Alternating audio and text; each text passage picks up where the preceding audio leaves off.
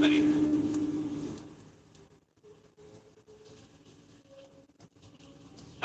Off. Alrighty.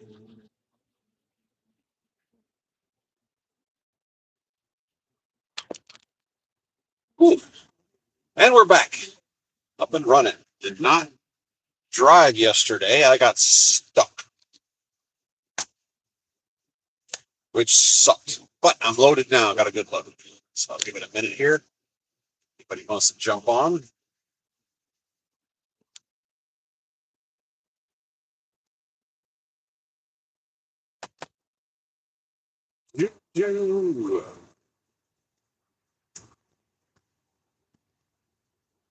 Blink. Blink. All right. Good. I will go through Detroit and through Toledo before this becomes a problem. I am planning ahead.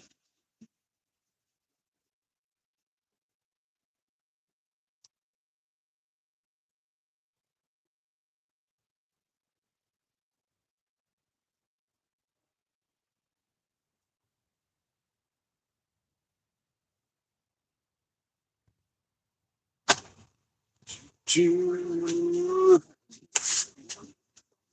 it's a rough time to go on stream, isn't it?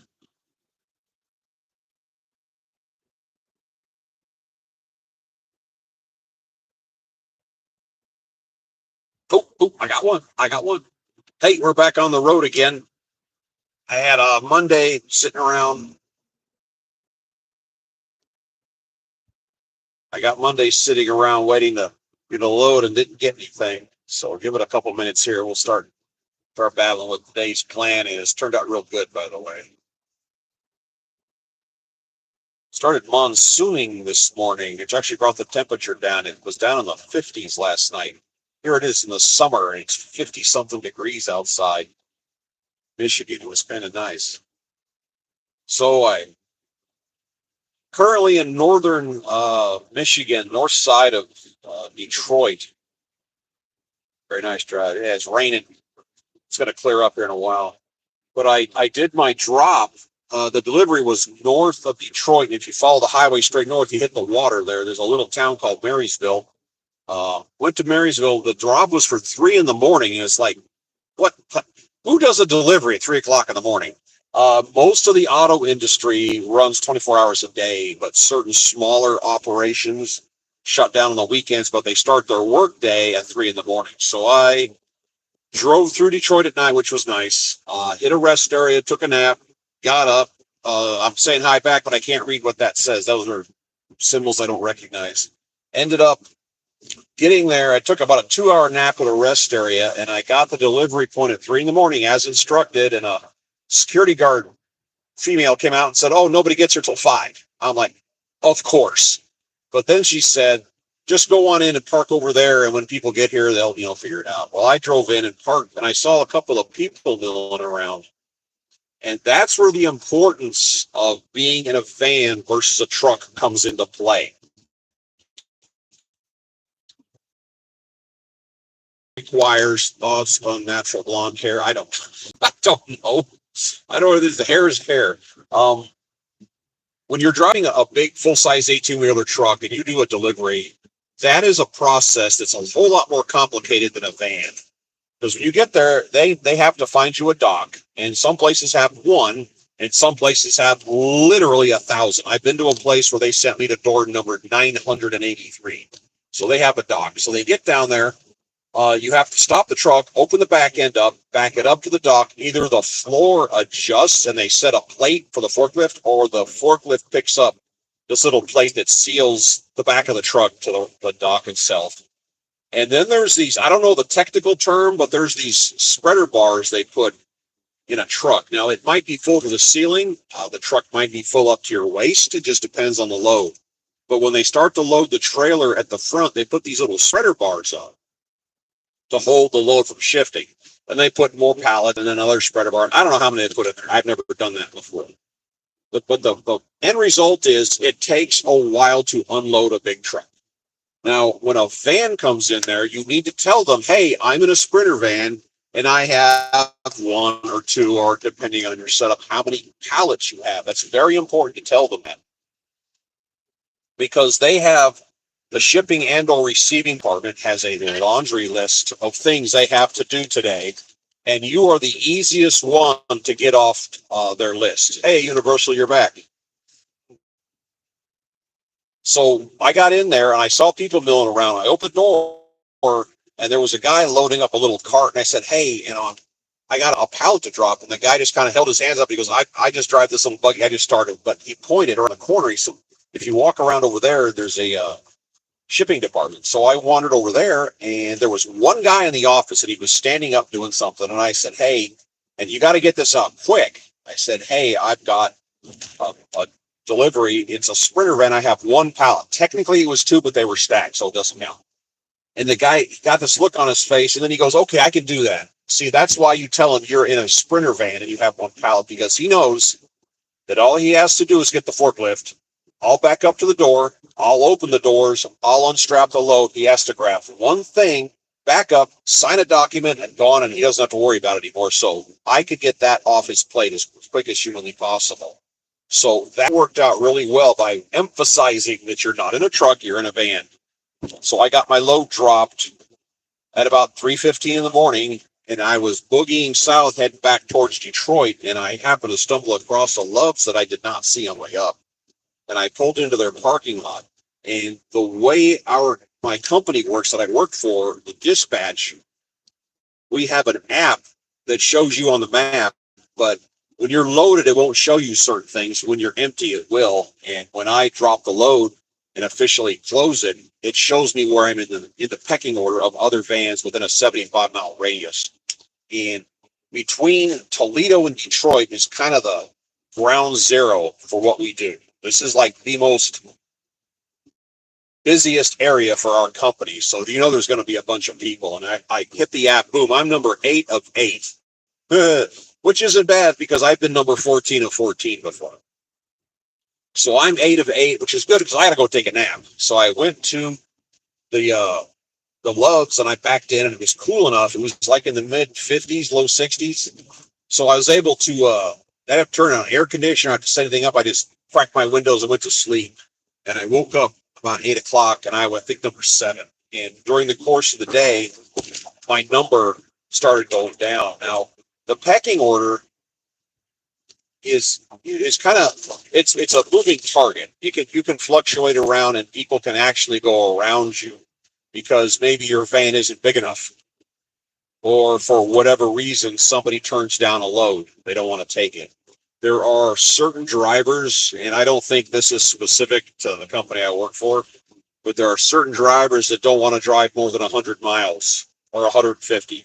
Some guys only want to work in 1 or 2 states, and they've got these little weird isms they operate, and I don't really understand, because you're really pigeonholing yourself if you have a lot of criteria for what you're willing to do. So sometimes you could be number 1 on the list, and number 4 can go around you because their van is bigger, because what they want to carry won't fit in yours. That's a for instance. So late, a little after lunch yesterday, I became number 1, and I was like, cool, I'm ready to go. Nothing happened. I waited. This is a busy area. So as it got to be about 4:30, I called and checked in and said, hey, what's the situation here? And they said, well, you've been on reserve, which means a bid was placed. And you don't hear anything back, you didn't get it. So I got put on reserve and nothing happened. I'm like, all right. So I got up this morning, to bed last night, all routine again. Woke up this morning, started charging my batteries, doing my usual daily routine. And I got a call. In this business, there's a certain amount of money you need to make to do a run. You can't operate at cost. You can't operate below cost, but sometimes when you get into an isolated area, you take what you can get at a low rate just to get out of the isolated area to get back to what we call the core area, which is Pennsylvania, Ohio, Indiana, Michigan, Illinois, and a little bit of Iowa, Wisconsin, right around there. And they gave me and offered me a load that was a trash load, we call it, a turd load, which was a low rate load from here going back to West Virginia, which is a horrible area. It doesn't really make sense to get a turd load out of a good area to go to a bad area. That just seems ill-conceived. So I didn't accept the load. And that is the very first time I've ever done that. Said, I don't want that. Whoa, brake lights. Brake lights. Oh, hey. Brake check's up out. Whoa. Yeah, I'm coming over a hill and I got big trucks behind me. Well, this makes no sense. So anyway, they offered me this load that is kind of a trash load at a trash rate. So I said, I don't want that one. That's not worth the price per mile. And you have to do the math. It's how many loaded miles and empty miles. You're driving all of them and you're burning gas on all of them. So you got to come up with a number, and it wasn't working out. So I passed on that one and I went back into holding mode. And then they called me here a little while ago, and this is a run from right down the street from where I was sitting. I got a little tiny pallet in here. It's tiny, but it weighs 750 pounds. And I'm taking it to New Jersey. So I'm cutting across well, somebody's whipping a U-turn there. Huh. So I'm cutting across Ohio and going all the way through Pennsylvania to New Jersey. It's due tomorrow. And I was making good time until just now. And because New Jersey is not exactly a mecca for cargo, I got a good rate getting there plus $100 to get myself back out. And I got to be in New York by Thursday for being by the family farm, which is good. So this turned out to be a really good load to pick up. So it's $1 a mile plus an extra $100, which for a van is a good rate to have. So I am very happy about this. But I was happier when we were moving. I don't get this. I don't think there was any road construction up here. I guess we'll find out. Anyway, so that's what's going on right now. So I am cruising southbound. On the way up here, I stopped by our company's headquarters to drop off my paperwork, and they have showers there and laundry. So I did that. That's where I changed my oil and, of course, made a mess. And I was in the parking lot, and there's a handful of vans sitting there. Some people are hanging out waiting on a load. Some people park their vans and they're off for a week or whatever. And a woman jumped out of one of the vans and she says, "Hey, do you have a gas can?" And huh? And she says, "I ran out of fuel in the parking lot."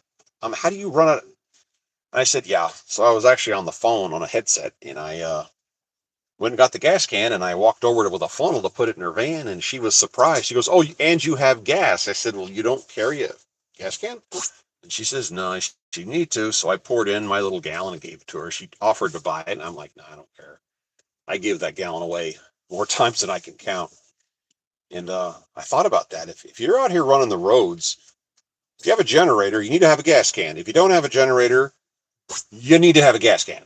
I mean, you need to carry that fuel, if not for yourself, for somebody else. I have given gasoil to other drivers, but my number one person I give it to are people on motorcycles. They get out in the middle of nowhere. They conk out. But I was just thinking about that. And don't charge anybody for it. Just, be a nice person. Ugh. I tried my own advice on how to get a load. If you are ready to drive and you don't have a load and you're just kind of standing around, you're ready to go, but you don't have anything, the number one way of getting a load is get busy doing something else. Works like a charm. Open your doors, spread out, get out your chair, change your oil, start doing your laundry, be busy, and the cargo gods will look down upon you and go, "Oh, he's doing something else. We'll have none of that. Now that he's kind of extended, let's go ahead and give him a load." And then boom, you'll have a load, and they want you, 50 miles away 15 minutes ago or something. But I did that. I was sitting here this morning after I had the load. I had my first turn down ever, and I went into the Loves, and I had to charge my batteries because I wasn't driving. So I bought all my cords and power cords and whatnot, and batteries and my headsets and all my stuff, and plugged everything in and turned on YouTube. And the phone rings. We got a load go. So I had to unplug everything, and like I said, get busy doing something else. and the cargo gods will smile upon you, or depending how you want to look at it. But he's coming down the shoulder thinking, oh, I'll just push my way in. Whew. And when you're navigating to a destination you haven't been to, which is just about everything you're going to be doing, I use satellite-based GPS, and I use phone. I use Waze. When I get close to my target, I will dial both targets up in both phone and the GPS at the same time and compare notes. It's something you need to try, because sometimes they don't agree, and you have to decide which one you're going to believe. And when push comes to shove, Waze is updating constantly. So if they're disagreeing, I'm going to lean towards what Waze is telling me more than that. But I had that delivery just across the border into, it wasn't West Virginia, it was the next town, wherever that was. And it was down a dirt road, kind of off the beaten path. And neither one of those were giving me a warm fuzzy, because the area just didn't look right, even though I was there super early and it was dark outside. Oh, just like traffic started moving again up here. And so I actually went on Google Earth and looked at the area from above. And it looked a lot more promising, half mile down the road. So I drove down there, and that's when I met a guy, and I told him the name of the company was an asphalt company. And he said, oh, they're right down here. They've only been here a short period of time. So I went over, and sure enough, there it was. And it was about 0.8 of a mile from what the GPS said. And the reason it didn't appear on satellite is the simple fact that it wasn't there when the satellite passed over, whenever that shot was taken. Now, I can see traffic up here moving. All right, hold on a second here. Hey, they're southbound. The Granny lane is closed. Get over towards the Hammer lane. You're better off. So that's what's going on. What was that? Yeah, it's the right lane up here where everybody's getting out of. So get over to the left towards the Hammer lane. Copy. And it's back this in the exit of the block and the left lane of the block, so. Yeah, it's a complete opposite. I see everybody moving over up here in front of me. All right. Sorry, I had to talk on the radio. Come on, people. This is the easy part. This is the easy part. Here we go. All the pretty flashing lights.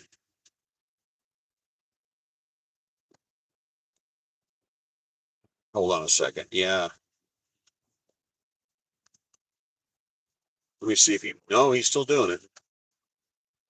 Sometimes they stop. Okay, that's unnecessary. He is literally blocking nothing that's happening. Oh, it's way up here.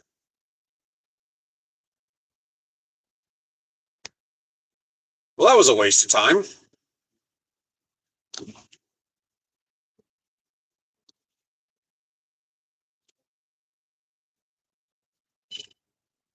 Hold on a second here. He should stop doing that. All right. Okay, we're moving again. Stay in your lane. You stay in your lane. Hold on a second. Let me get around this turn here. Watched a video this morning of a woman driving an 18-wheeler through a construction zone. And they had interior and exterior cameras. And she's moving along at a clip, playing with her phone. And she's going pretty fast. And she literally drove off the road, slammed into a pile of equipment, and broke a bunch of stuff, and came to a screeching halt, and then went back to finish her text. It's called priorities, people. But the cargo gods smiled upon me today, and I am very happy about that. This rain is actually going east, and I think it will be this rain. By the way, Earth. I heard a joke earlier, and it said that if you go swimming in the ocean, and people swim in the ocean all the time, I promise you somewhere there's a couple of dead bodies floating in the ocean, but people will do it. But if you put a dead body in a swimming pool, nobody's going to jump in. Why? The water corpse ratio is all off. It's not acceptable.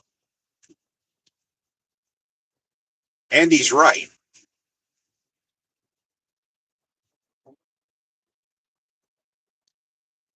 And I mentioned this when I made a video about this years ago.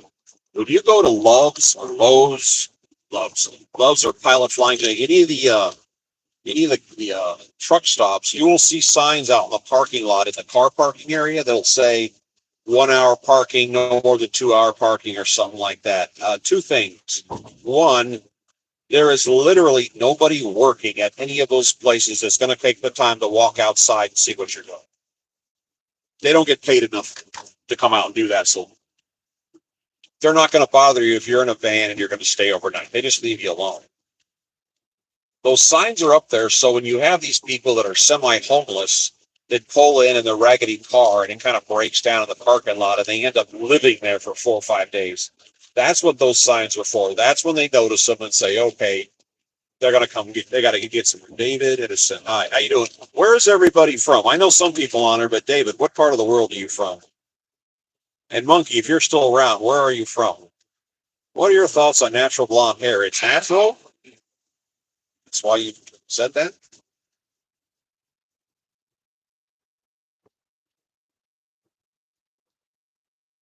I'm going to get down here to, we're coming into Detroit from the north side right now.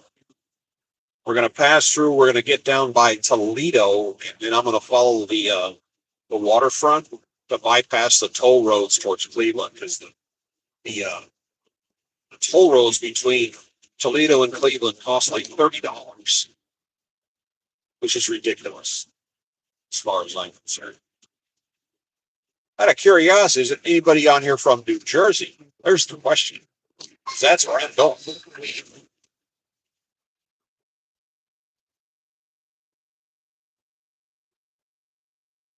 I got my oil changed a couple of days ago at the head shed. I made a video about it, a live stream about it. It was kind of a dumpster fire, but I got it done. The area that I do it in the parking lot, the weeds had grown up. That kind of threw it off, and I couldn't get the camera mount to work the way I needed it to work. And I needed an extra set of hands that I did not have available.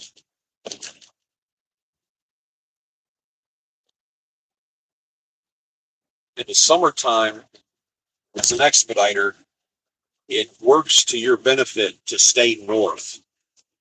And when, because you're going to be working with your air conditioning or running your engine, and it gets hot and sticky and miserable down south. So if you can maneuver it, get up to the north, higher latitudes, because sometimes it's more acceptable. Like I said, it got down to 50 degrees last night here in central Michigan. It was actually really nice for sleeping, considering it's August and it's usually sticky. I don't have to set up my equipment. Throw a cheeseburger. Unfortunately, I already ate, but yeah, White Castle. I haven't had a White Castle. New Jersey is raining because years of Florida. I don't consider those to be very close, but okay. Yeah, White Castle. The last time I ate a White Castle was in the 1970s, and honest to God, I didn't know they still existed. I didn't even realize that. But now that I'm heading this way, maybe I'll keep my eyes peeled. I'm assuming they have them out there in New Jersey. I was in basic training in 1986. A guy in my room, we had a guy named Tony. He was out of Tony Ribas, Ribas. Tony Ribas was his name, and he was from New Jersey. And he walked like he was from New Jersey. And the guy across from me was from Oklahoma, and he talked like it. And we had another guy in our room from Tennessee. He talked like it. Everybody had their little accents, and there were 8 of us in a room, and nobody sounded the same. That's the only person I think I've ever met from New Jersey. Raining here in Arizona, 110 degrees. I believe it. I believe it. I got a friend lives in Glendale, right there outside of Phoenix. Whoa, pick a lane, dude. Pick a lane. I want this one. You use that one. And that guy was on this side of the white line here. Let's do it on the left. Yeah, he did the solar thing. They came to his house. He's got kind of a small house, and they put a big solar array on it. It shrank his electric bill by $100, and they finance it for a million miles, a million years, and it's $50 a month. So he's winning the battle by $50 a month. So it worked out good. I'm south of Glendale. All right, that's cool. Yeah, he likes it there. I am extremely fond of dry weather conditions. I grew up in Colorado, and I didn't know what humidity was until I came down south, which is like putting on a wet jacket. Solar, yeah, that's what he has, solar. And there's an argument people have between solar and windmills, and they both, do the same thing. But if you think about it, the windmill's going to wear out faster because it's got a lot of moving parts. A solar panel is just lays there, doesn't do anything. Problem solved. That's the way I look at it. And it works on cloudy days, not too much. Squirrel 219. Hi, where is Squirrel 219 from? Out of curiosity. We're scratching the outskirts of Detroit. The whole city will come up here in a little while. It'll be on the right side, I believe.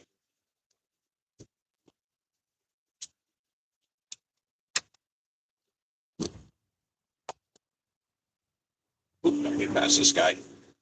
Getting past this guy. What are we doing?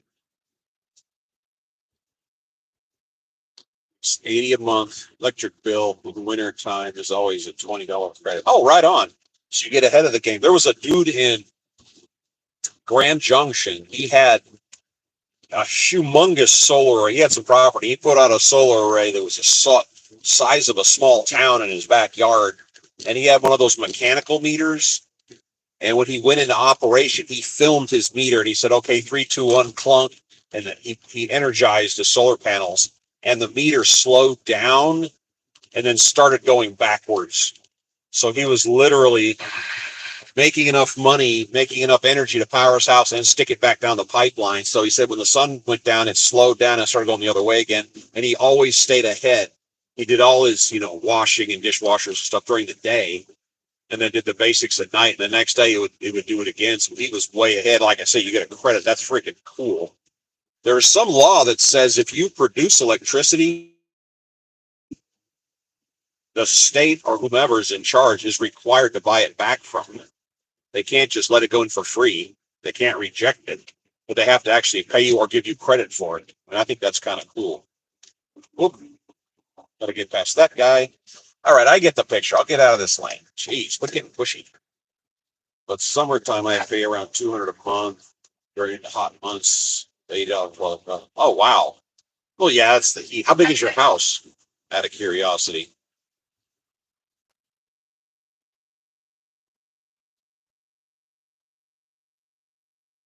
The wife and I have a townhouse, 2-story, 2-bedroom, 1.5 bath. It's only 950 square feet, 1,400. Okay, we have 950, and they replaced all the roofs on it just recently. We can't put solar. There's rules against that. So we went up in the attic with the insulation gun and had a party. Dumped insulation, because the place was built in '84, and I think the totality of upgrades the previous owner did was to change the light bulbs. So we gutted the place and started over fresh. All right, ranch style, that's cool. That's what I grew up in. And we did the air conditioner, went to the highest SEER we could get, put a bunch of insulation up in the attic with double pane windows, Energy Star appliances. And with our neighborhood fees, we have a townhouse or a condo, you pay neighborhood fees. It has natural gas, which was a stove. No, natural gas was for the water heater. It's one thing they had natural gas for.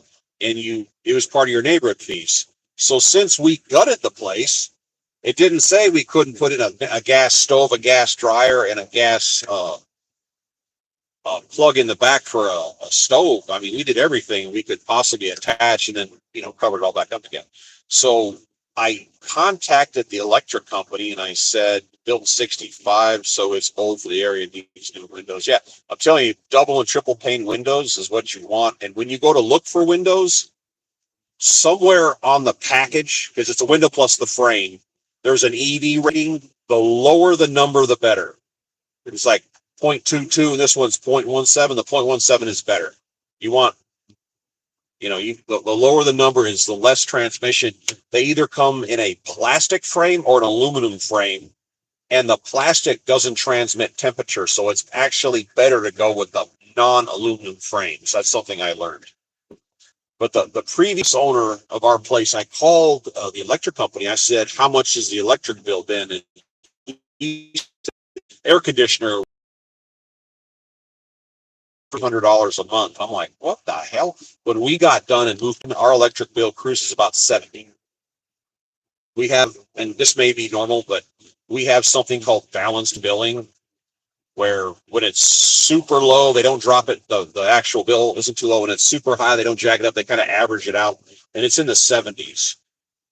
And the fact that half the house runs on gas may play into that. But the insulation, the air conditioning, and the windows, and of course, Energy Star appliances.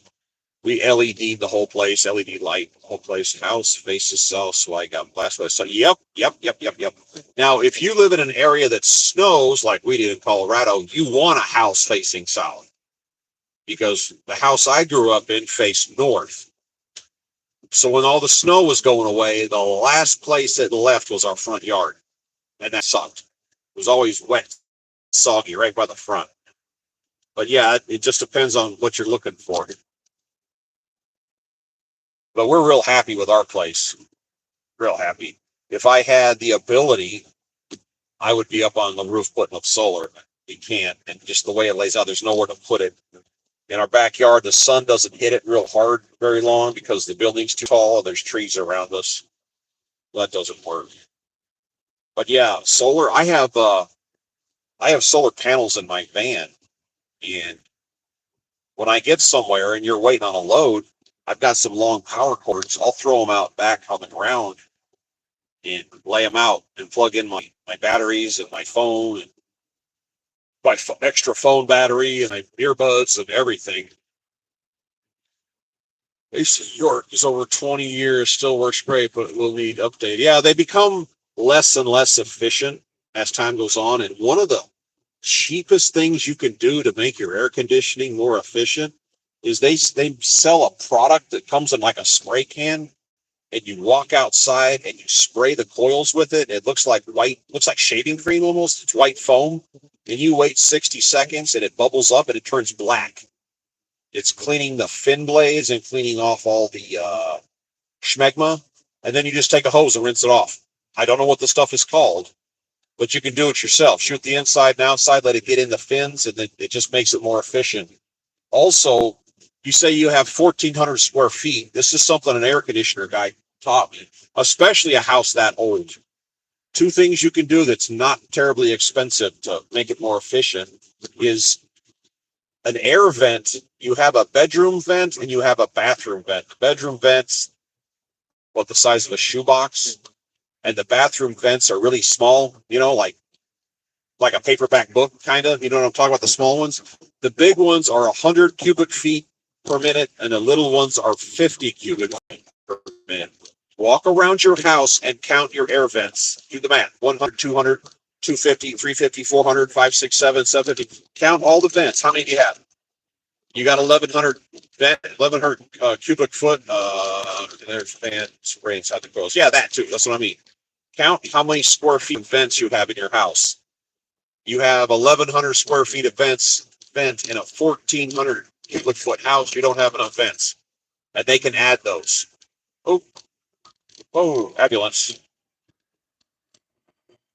Whoa. Or a guy going to lunch. That's an easy fix, and the cheapest thing you can do for air conditioning. When your air conditioner is running, go open the door that the filter's in and pull on the filter. Okay, the more vents, you cannot make an air conditioner breathe too well. And most places, the way they configured it, especially in 1965, your air conditioner is probably gasping for breath. And how you can tell is when you pull on the filter and you let it go and it snaps back in like it's trying to rip your hand off. That means your air conditioner is gasping for breath. Look at the size of the wall where that vent is, and either add another return vent or cut that hole massively bigger and whatever will fit. The biggest vent, the biggest vent you can make fit. It does, I mean, humongous. That's what I'm saying. That's your air conditioner struggling to breathe. So either look at, I don't know your layout, but ours is in the wall into a cavity where the air conditioner is, and it's a 16 by 24, and we went above it and just cut another place to put a second 16 by 24. So we have two vents. But if, depending on your wall, you may cut it. What is this guy doing? You may just cut one giant hole in the wall, put the biggest vent you can put in there, the biggest filter system, and you'll notice the difference. When those vents aren't, when your filter's not bending and twisting. And an air conditioner guy taught me this stuff, and I like learning all those little knick-knack things. Oh, hold on here. Well, they're making this a challenge today, aren't they? All right. Okay, straight ahead is Detroit. Yes, exactly. It allows for more flow, and that's the thing. Don't use those stupid green filters. They don't do jack squat. Spend $5. Use the next level up. Those little green meshy ones, they're pure trash. They don't do anything for your house. And the way our house works, like I said, there's a 1624 on top of the other. The vent for, I guess because of just where it is, the bottom vent gets more dirty than the top vent, or it gets dirty faster. So when we rotate, we don't change both filters. We throw away the bottom filter and drop the top filter down and put the new one on top. So instead of doing two at a time, we do one at a time. And it seems to work really well. Our house, my wife and I both have allergies, but we don't have any problems with it. Now, there's so many little things you can do to make your vents, your house more efficient. My wife's got this thing where she'll open the vent and shoot air freshener, walk by and go, "Foom." Cheap filters. Yeah, the cheap ones don't do anything. It'll let allergens and schmegma by, or schmegma is a technical term. They'll let schmegma get in there and get in the coils on the inside. It just makes it less efficient. Yeah, we're on a service plan. A guy comes around and checks it every 6 months and cleans the coils and does all that stuff. And pay like $69 a year or some crap for it. All right, here we go. Chicago. Continue towards Chicago. Chicago. Really? Why am I continuing towards Chicago? Hold on, I'm having a look at a map here. Oh, okay, it's taking me over to 75. That makes sense. Even though I am. Oh, noisemaker. Hold on a second.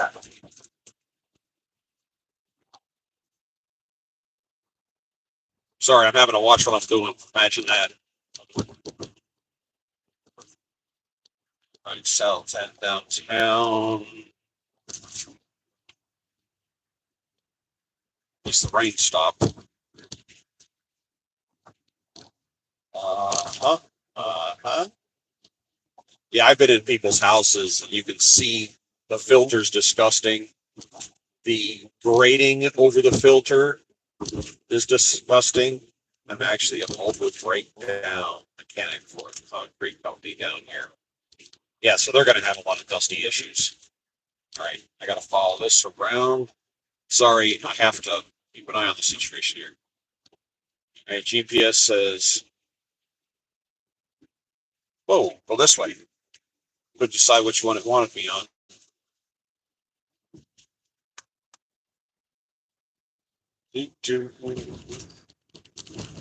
Mobile breakdown mechanic. Oh, for the trucks. I delivered a transmission the other day. A company. Whoa, there's the city. A company that lays asphalt. They had those big machines you see crawling down the road laying asphalt. They had a lowboy to transport it, and the lowboy. Whoa! Hey, dude, go faster. You too, go faster. the guy had a low boy to deliver their part, and the transmission fell out of it without even getting out of the parking lot. It was literally sitting there with the load on the low boy. And they ordered that transmission, and that was the one I had to deliver to, the one I couldn't find on Saturday morning, waiting for them to show up. But they were happy as clams that I was there. Before they even got there, I was sitting in the parking lot. It was like 6:30 in the morning. But they were ecstatic that I was there for that. Okay, I need to go Toledo South 75. Gotta be in the right lane. Well, crap. Supercharger engaged. Since that guy's not going to give me a spot, I'll take this one. Ha ha ha. Little known fact, these Transit 250s aren't turbocharged when push comes to shove. All right, hold on a sec. Like I said, watching the screen here.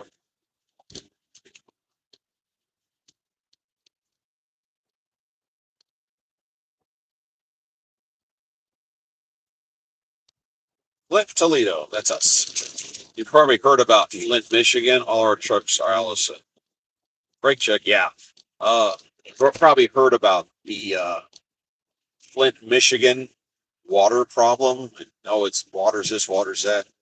There is a shockingly large chunk of people living in Flint, Michigan that are living off welfare. And literally the only bill they have to pay is a water bill, which is not that much money. And the mindset of the population there is, well, I don't have to pay anything else. I shouldn't have to pay that. Gotta go be safe. All right, take care, Steve. But yeah, so they figure I don't pay anything, so I should pay my water. They just don't pay their water bill. It's somehow it's somebody else's fault. So they don't have any money. They don't do maintenance, and they've laid off all their employees. And there's like one person working at the water department, and all they do is answer the phones and occasionally collect a small payment. And then people go in there and say our water's no good, and they go, well, you need to fix it. And I watched this on TV, and this woman literally escorted them into the back to show them the back room where all the mechanics would be and all the parts and the trucks and everything. And they go there. And they said, what? There's all our employees. And they're like, I don't get it. Exactly. Nobody pays their bill. We don't have any money. We can't afford employees. We can't afford to do maintenance because we don't have parts. What do you want me to do? All I do is answer the phone and occasionally collect a check.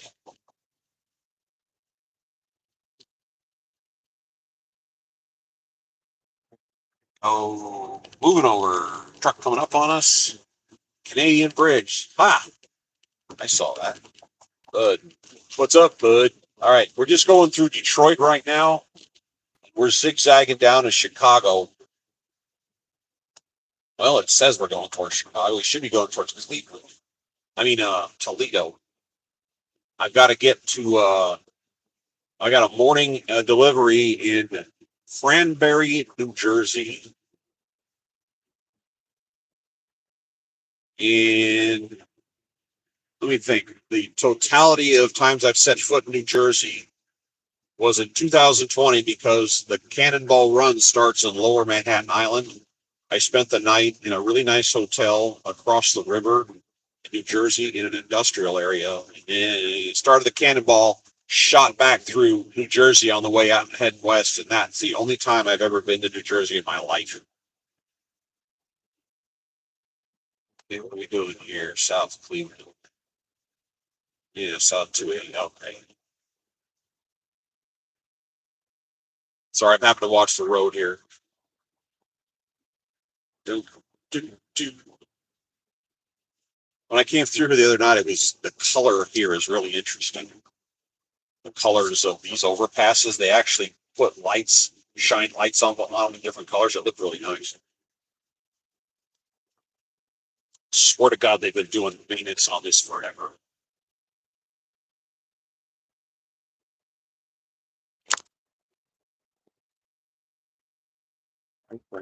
Yes, out. Hold on here. What you got me doing?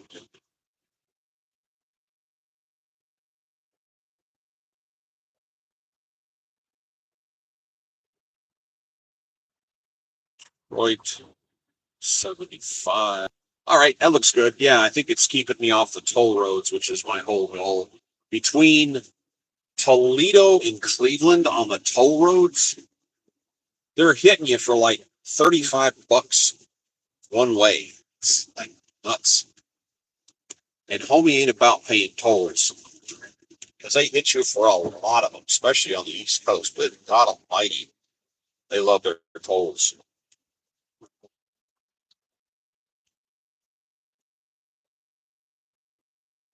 I am breaking my own rules being behind these trucks. Let me move over here. These dump trucks, you really don't want to drive behind them, especially on a bumpy road, because whoa, no matter if they're loaded or empty, they seem to find stuff to drop or kick up. So we're gonna push past this guy.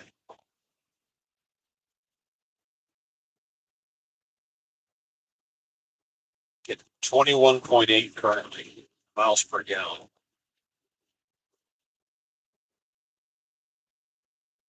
All right, that'll work. Here we go. Righty. That's way faster than I like driving. We're almost up to 70. Back over out of the hammer lane, and now we're back. Ooh. Yeah, this rain's going to stay ahead of us on the drive out. I watched a meme go by earlier, and it said an argument between a man and his wife has 10% to do with the topic and 90% to do with the tone. And I can't really argue with that.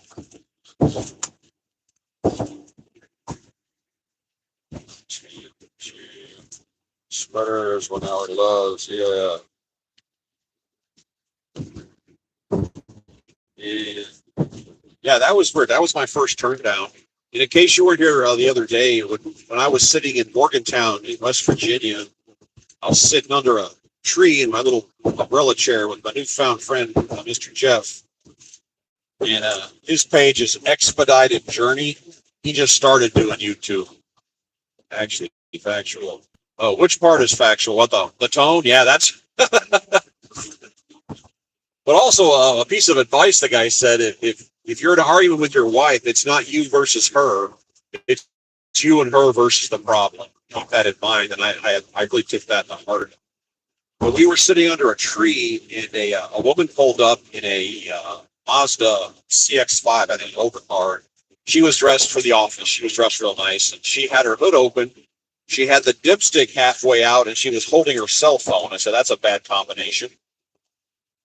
So I walked over and said, "What's it telling you?" She said, "Oh, I got a check engine light and an oil light on."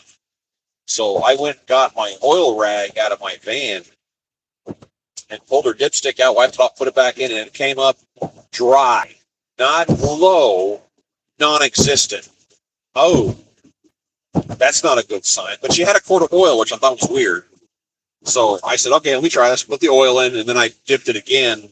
And my brain was saying the oil plug fell out. You know, how would you not have anything there? There was no oil on the ground.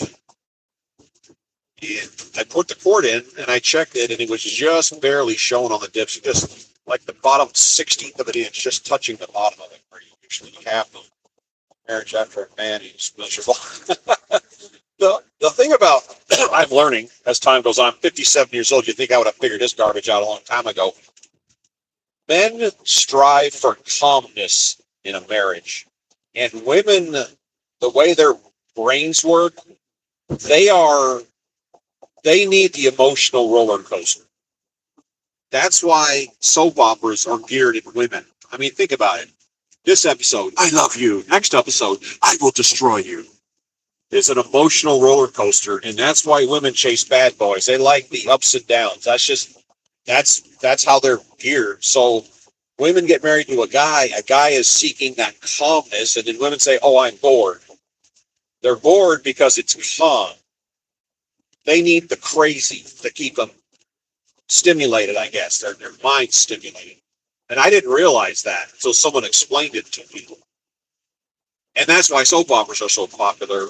And I asked that question once, where did the word soap opera come from? the original shows were in the 1920s and 30s, and it was on the radio, no TV, right?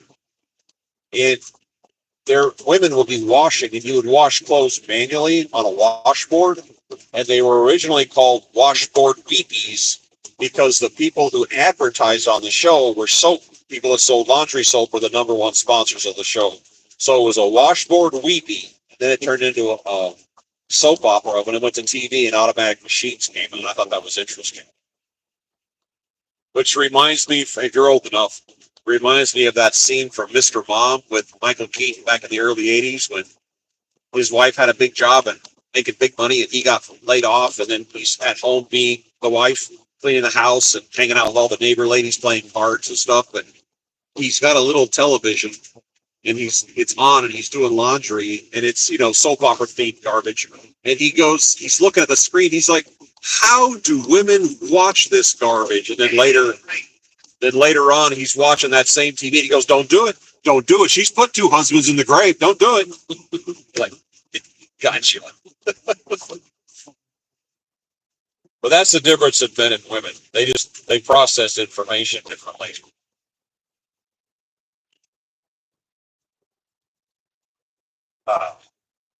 I will be getting through the Chicago area. Excuse me. I will be getting through the Toledo area before rush hour hits, and I think this is going to help me skirt the toll roads automatically. And if not, I'm going to modify this. Yes, that's the episode where they were playing with cards, coupons, all sitting around gossiping and stuff. Again, if you're old enough to appreciate this, there is a movie that I saw. I'm a huge World War II buff and a history buff. And there was a movie I saw back when I was a teenager that didn't really hit the like button, fam. Yeah. It was a movie I saw that was about the World War II era that didn't really click with me back then, but now that I see it as an adult, is an absolutely wonderful film, and I've seen it multiple times. It's called Radio Days, Dayz. Came out in 1987, and it's families. I think it's in New Jersey.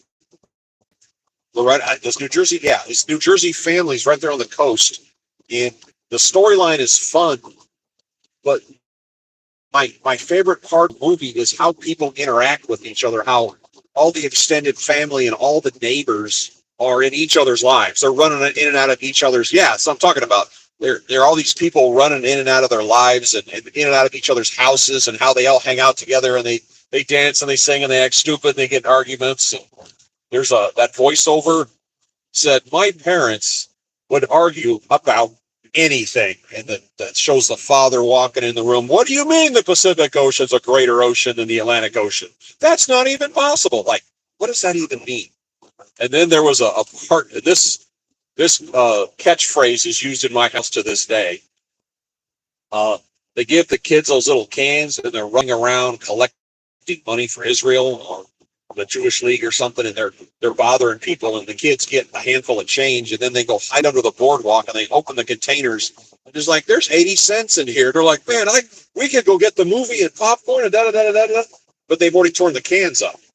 And they go, well, what are we gonna tell the rabbi? And that kid, I can't remember the actor's name. He's 10 years old, and he says, I'll handle the rabbi. And it's the next scene with everybody showing how to slap the crap out of this kid for doing it. And in my house, with the wife and I, when something isn't working right, one of us will say, I'll handle the rabbi, which means absolutely nothing. With that phrase, but I've seen that movie in the last year. I've probably seen it 3 times, and I really enjoy it. The scene where next door neighbor, known communists, and he goes next door and he's going to straighten them out because they're making too much noise. And he comes back 90 minutes later, a dedicated communist. The fight of the people against the establishment, and the workers need to rise up, and all the catchphrases start coming out of them. I remember how the movie starts. You know where your kids are? Yeah, I remember that back in the 80s, 70s, 80s. In Colorado, where I grew up, we only had, I think, 3.5 channels on TV. And the TV it would go off at midnight. It would say, "This is the end of our broadcast day," and it would go to barcodes. Remember that? Uh, there was one because I would be up. The last thing was on TV was MASH, and one night I watched it, and it went off, and it played some kind of music when music videos were new, and it had some real fun stuff going. They didn't do that very long, but it was kind of a fun combination. But yeah, we had 3.5 channels, and the house we lived in Colorado initially was up in the mountains. The house was built pre-turn of the century. It didn't have door locks. You just walk up and squeeze the button, and there was no way to lock the house. But he didn't have a problem with that. It wasn't an issue. But there was a big antenna. Again, we have cable TV that far up, and it's not rabbit ears, but remember the big. It's like a radar thing, big with all the fingers on it. But it was 100 yards from the house on a hillside. So 7 o'clock, whatever show would go off. One of us had to put on our snow boots and our sleeping clothes and run 100 yards through the snow up the side of the hill. And one bump of the lights was left, and 2 bumps was right. And you would have to tune the antenna. So you run up there, you twist it, you roughly knew where it needed to be, and he'd flash twice, left, flash twice, left, flash once, right, and then they'd flick the left really fast. Remember? And that would be it's good, and you do run back down as fast as you can so you wouldn't miss the show. Yeah, that was the old days. I don't know if I mentioned this on here before, but back in the mid '80s, when gas was 80 cents a gallon, there was north of the town I grew up in, there was a co-op feed store. And behind the feed store, there was a little gas pump in the parking lot, and a little slightly bigger than a phone booth. It was a gas station that if you didn't know it was there, you would never go to. Someone had to tell you about it.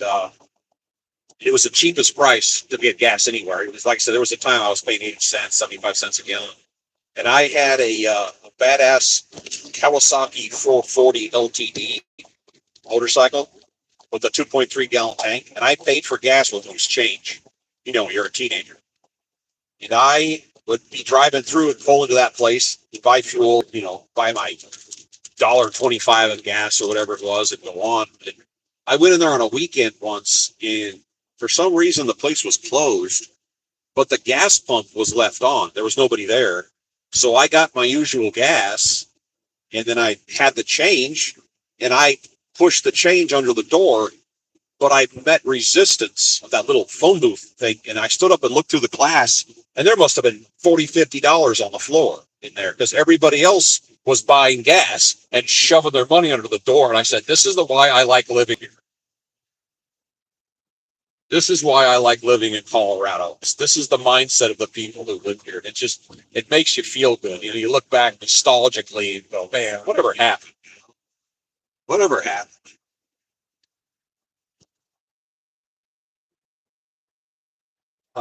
Yeah, but you see, you didn't lock your doors. Like I said, we didn't even have the option to lock our doors. It's just like I said, you grab it with your thumb in your hand, you squeeze, boom, you're in.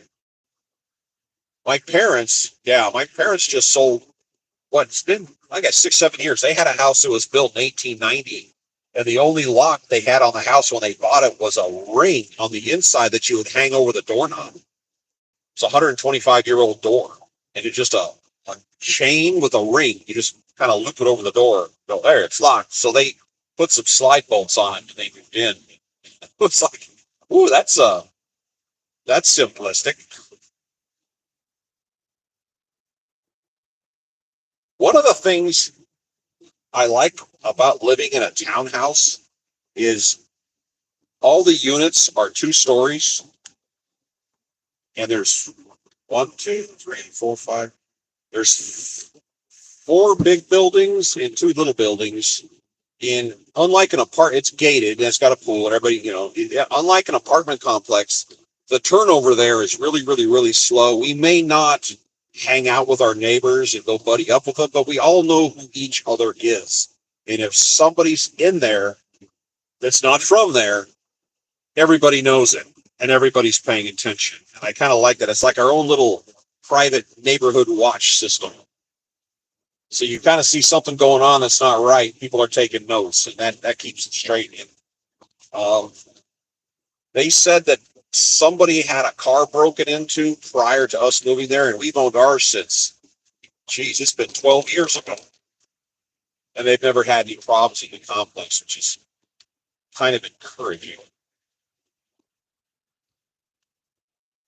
This load I have on board is a pallet with little boxes, little tiny boxes, different sizes taped up, and the whole thing on the pallet's below my knee height, but it weighs 750 pounds. So I don't know what it is, but going to an Amazon distribution center with it.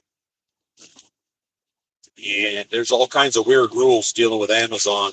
They only accept between 6 in the morning and 3 in the afternoon. So I'll be there at 6 in the morning.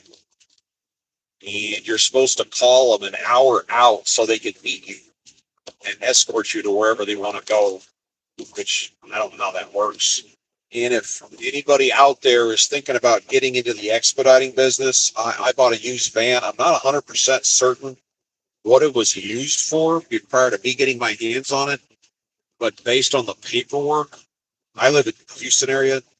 It was driven back and forth from Houston to Oklahoma City a million times. Somebody spent a lot of money insulating the van. The roof and the walls have heavy insulation. And it had a wall in here, which I didn't need. I took out, and the floor wasn't all torn up, so it wasn't worked like a tool truck or a work truck. So I don't know what they were hauling, but it wasn't torn apart. But if you're looking for a used van and you find a dark blue one, like a Transit, a big one, a tall, extended, look closely at the labels. Does it say Amazon or Prime? You don't want that.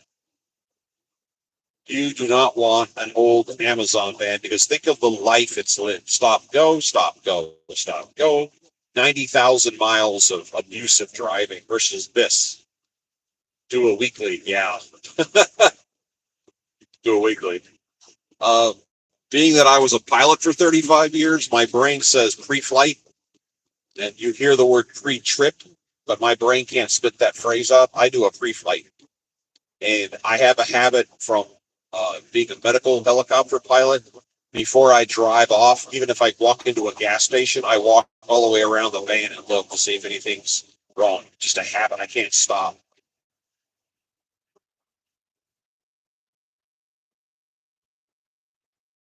Hey, I did my oil change all by myself. Wheelie. Oh, do a wheelie in the van. WHELY.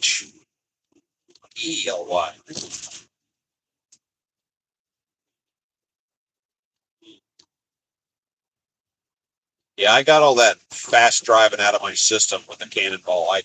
I'm pretty mundane. The speed limit right here is 70, and my cruise is on 62, because I'm paying for the gas in this thing, and it gets decent mileage. I'm getting 22.1, and the rain we were just having, rain's has a small effect on your gas mileage. It'll knock it down a couple notches, and the reason it's knocking it down is as you're cruising along, you're picking that water up off the road, and it causes drag. Not a lot, but it's drag, and the vehicle notices it. Cargo lifeguard, fixed wing, multi, cargo lifeguard fixed. Oh, you're a fixed wing? I'm strictly a helicopter guy. I retired medically October. I had 16,900 hours when I retired. And like I said, I've officially got 8 hours logged in training for fixed wing, but I'm all fling wing. Lifeguard, yep. I did that twice. Companies in the helicopter world, companies get bought out every 15 minutes and merged. The first time I did medical, I was flying for Omni Flight, and then across town there was Air Methods, and I went home off hitch, and Air Methods bought Omniflight. This is back in 2011 or 12. Bought Omniflight, and they had 2 aircraft in the town, so they just shut ours down and said you don't have a job. I was a W-2. I flew Cobras. Remember those back in the day? Yeah, I was went to flight school in '89 to '90, and I got Bill Clinton out at '92. He showed up. I was a cab guy. My aircraft was 67-15715. My MOS doesn't even exist anymore. They don't even have Cobras on the National Guard units.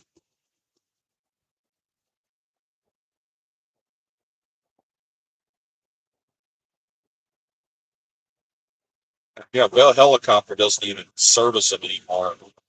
I know that the last time I checked, uh, the Florida firefighters, some organization had one. They called it a Firehawk.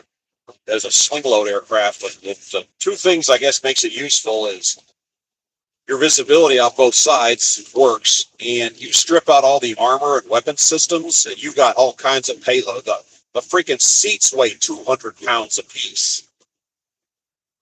You pull out the guns, the rocket pods, all the hydraulics, the ceramic guards over the engines and the fuel controls and all that stuff. You're stripping out, 1,500 pounds of weight. I mean, you're making it light. Disability does not affect medical. Uh, when I was flying, my last job, you had these guys that had disabilities, had filed for and were on a disability, flying around on a Class 1 physical.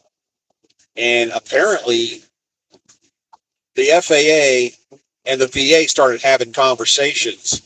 And all of a sudden, all those disability guys got packed. No, currently, I don't have a disability from the military. My EKG was supposed to go diddle diddle bop, and it went diddle diddle boop, and they didn't like it and said you're out for a Class 1. That's what happened. And there was all these pilots with a certain amount of disability on a Class 1 physical, and a whole bunch of guys got benched all at the same time. And I don't know how that played out. I don't know how that affected them long term, but I never saw those guys again, and everybody talked about them.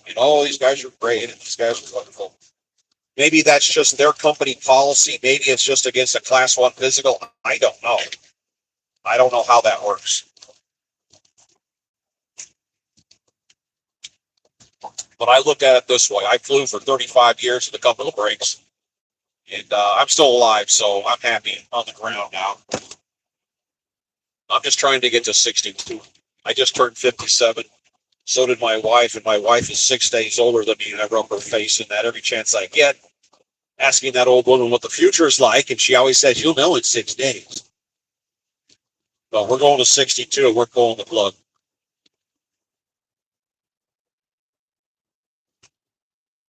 Also, I think it has to do your medical, your disability. Are you flying commercially?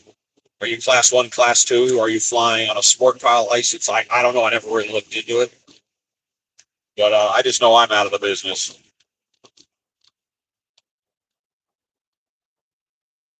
All right, 280 South Greenland. Hold on a second here. Yep, looks like they did the right thing up here.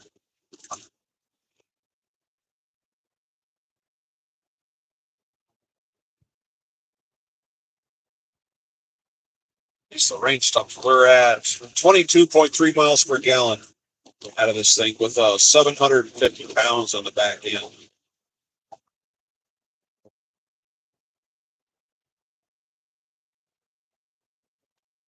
I talked about this the other day, but in the expediting business, you're dealing with shipping and receiving. Sometimes it's 2 completely different departments.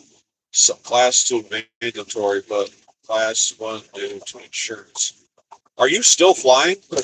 I'm just saying, in the medical helicopter, they required a Class 1. You wouldn't took your medical once a year, but as you know, a Class 1 expires after 6 months and turns into a Class 2, and they wouldn't make you go do it again. I don't, you know, I don't get it.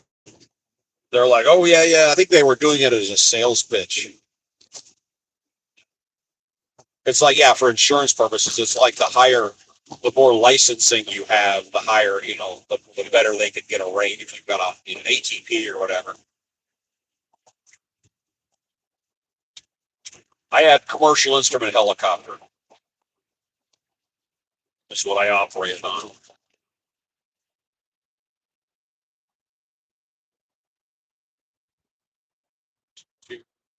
24 miles on this road. Age, relationship on medical. Yeah, like I said, all the guys start having problems are in their 50s. They start EKGing people and start looking at them a little harder.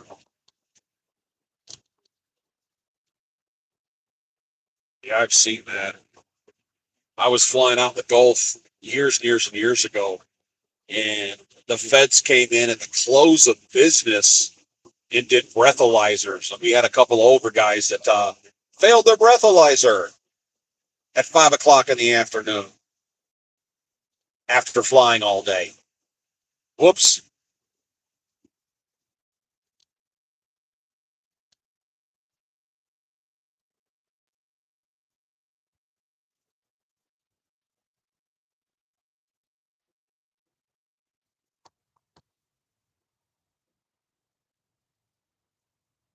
And I find it interesting once you get out of flying and kind of, I'm done.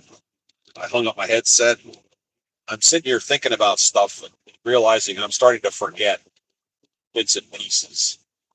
The rules, the laws, the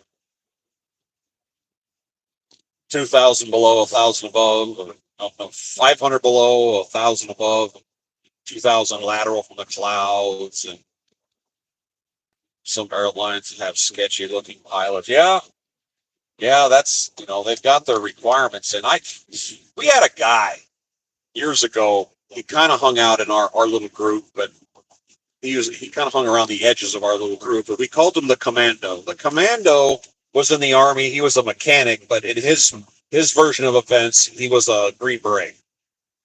Even though you talked to his wife and she was like, yeah, he was a wheeled vehicle mechanic, but he would tell Green Beret stories all day long. And so he was the commando, and he was always trying to one up people. Do you remember that TV series called Ice Pilots? It's about Buffalo Airways. I think they were up in Canada and they were flying old World War II cargo planes, and they would go up to these isolated communities that they couldn't get to by road, delivering their food, fuel, whatever. Well, on the TV show, they would have these people that would, younger guys would show up, some women, and they would work in the warehouse, loading planes and da da da da. I don't know if the show's around anymore. They were working the docks and they were loading planes, and then they would say, okay, we're going to put you in the co-pilot seat or the second officer seat. We're going to start flying you. And if you remember the airplanes of yesteryear, you had a pilot, a co-pilot, a second officer, and a flight engineer, a mechanic. Pretty much you had to have a four-man crew to fly them. And then, of course, as time went on, technology. Well, this guy watched this show, fell in love with the show, and then rolled out of bed one day and said, I'm moving to Alaska and I'm going to be a bush pilot. Yeah, because that's how it works. You just go get a pilot's license and magically you're a bush pilot. And he starts talking about, oh, well, you go up there and you show them you're a hard worker. And I said, dude, that aircraft requires, the big ones, 4 crew members, a qualified pilot, a qualified co-pilot, a qualified second officer, and a qualified engineer. Not 3 qualified people and somebody with stars in their eyes. That's not how that works.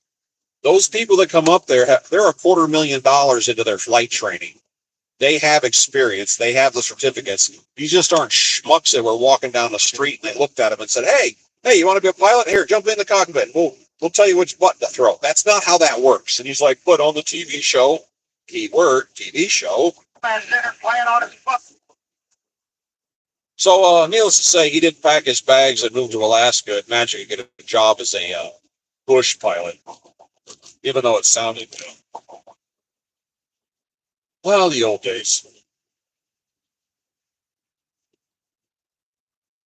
And we lost track of the commando at some point.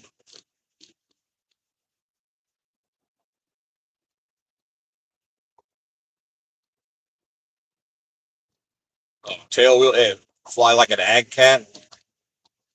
Yeah, I had a friend of mine. He was doing spray in a small helicopter, and they would land. They'd spray the field and land, and they would sit there until it rained. As soon as the rain went by, they would turn around and spray it some more. They had apparently, as soon as the rinse is off, the bugs come back, so they had to go out and hit it over and over and over again. But he's doing it with a helicopter, and we were supposed to go up into Washington State for cherry season. It ended up not happening, but at night when it's below freezing and the humidity's up, you have to move the air around or it would freeze on the cherries and apples and whatever else they were growing.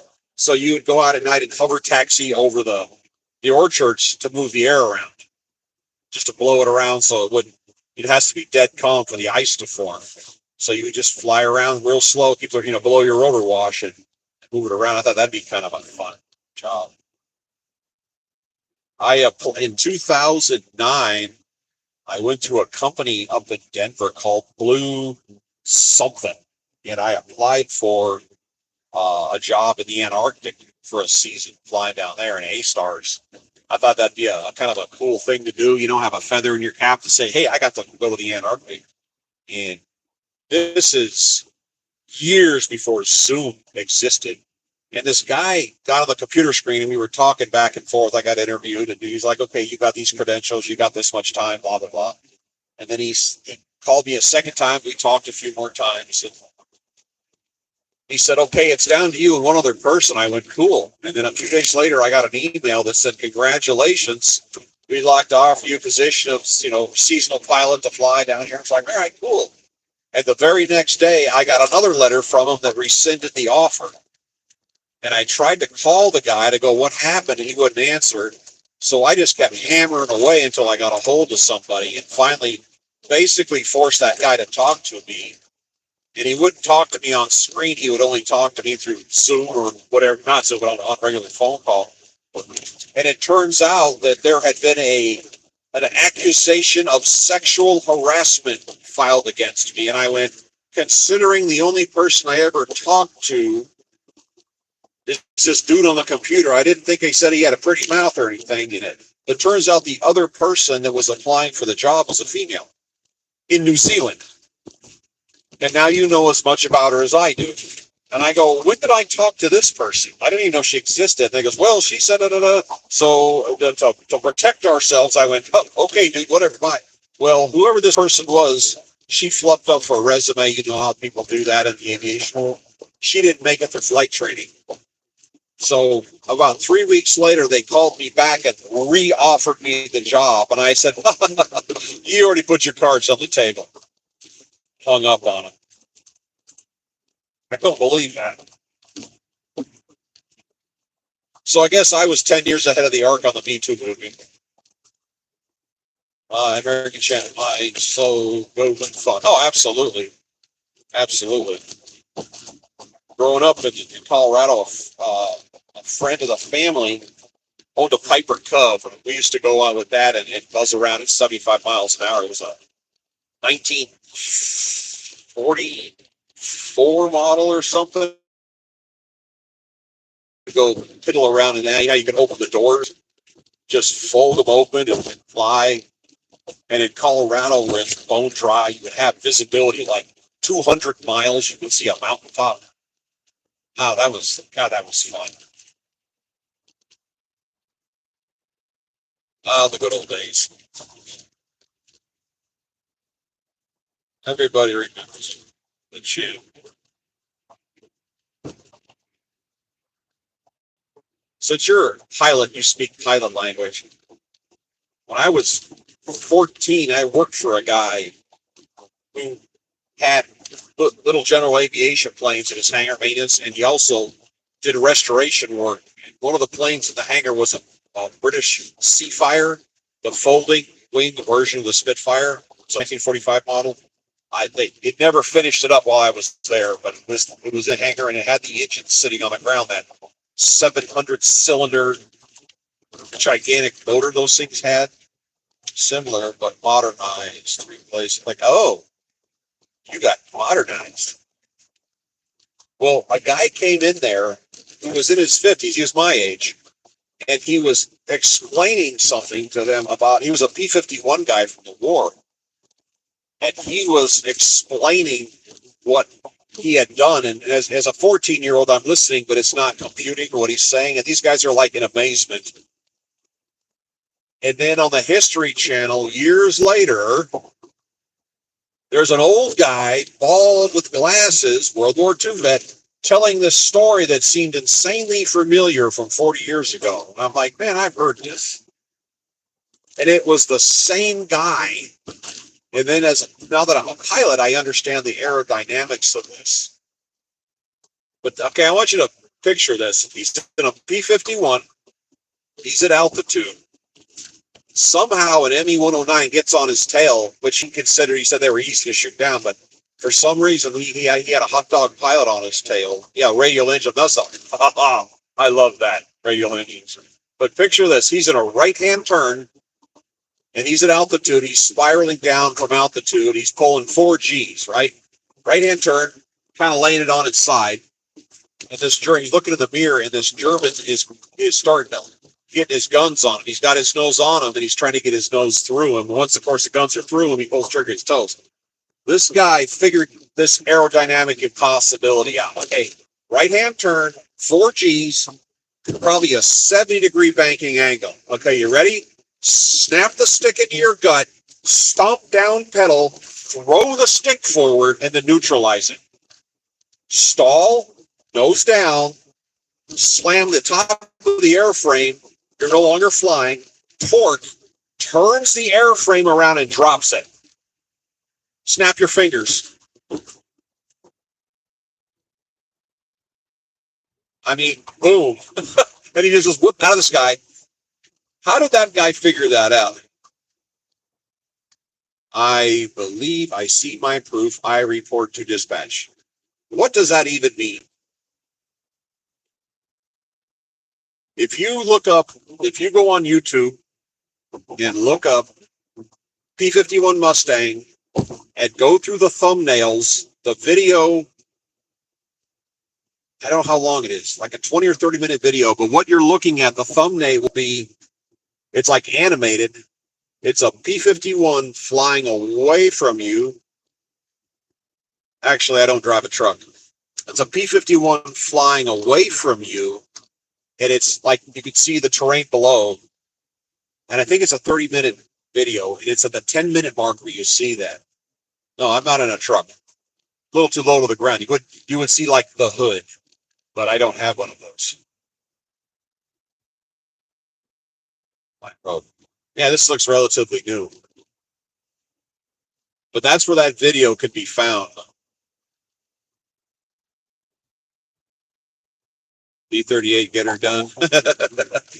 Those are cool airplanes. I've seen one, the had one come in there, and remember, the 38 had 450 cals and a 20 mic at the nose, but you have the civilian model. Obviously, you're not going to have the guns, but think of your weight and balance. And they had it in there, and they opened up the nose compartment, and there were giant blocks. I mean, blocks of lead in that nose compartment, just to keep the weight and balance. But it were huge. We need more Indian truck drivers. I see a little bit of everything out here driving. You're not hearing a whole lot of action, but I have a CV in here and it's turned on. And normally the CV is quiet. Oh, I got to. Whoa. That guy over. Oh, he got up to speed. Right on, dude. But that maneuver, right-hand turn, pulling G's, snap the stick, down rudder, throw it forward, neutralize your control. So the aircraft torque turns around 180 degrees and falls out of the sky. He said it falls about 2,500 feet before it can get up back to flying speed. Yeah, war gets expensive.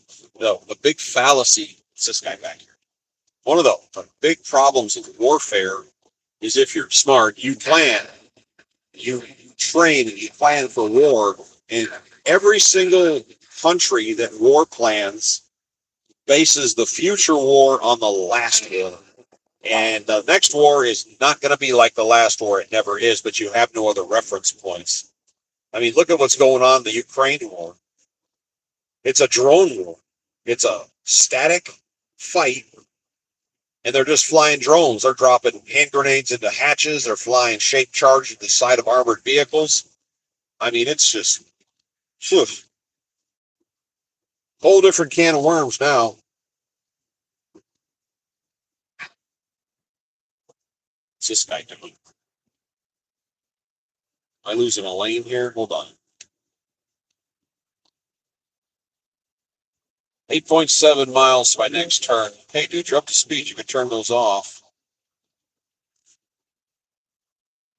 That passing us on the left is what my wife refers to as a parking lot. She drove truck back in the 90s. That's right, cute little redhead driving truck.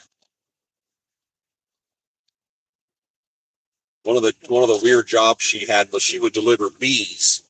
She lived she's up in the Oregon, Washington area. They would load the flatbed with beehives and then they tarp it.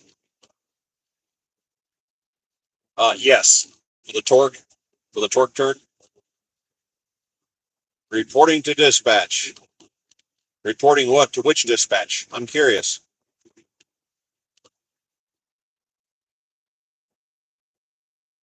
And whose dispatch?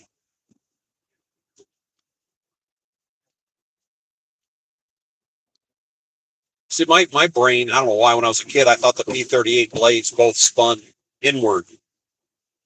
They don't.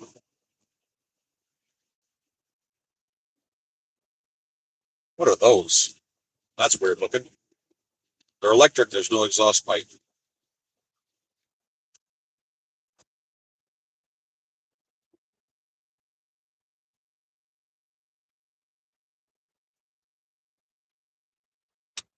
Uh, yeah, so what this is going to do is route me off of 80 to Cleveland, and I'm going to shoot into Pennsylvania, part of Ohio, and then shoot into Pennsylvania.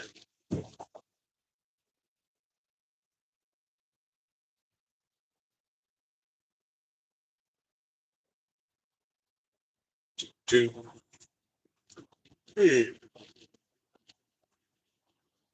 Yeah, had I been able to stay in the military, I would have retired in '06.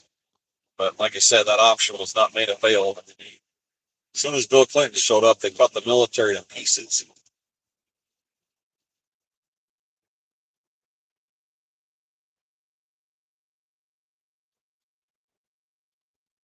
So this is going to be my first cargo foray into New Jersey.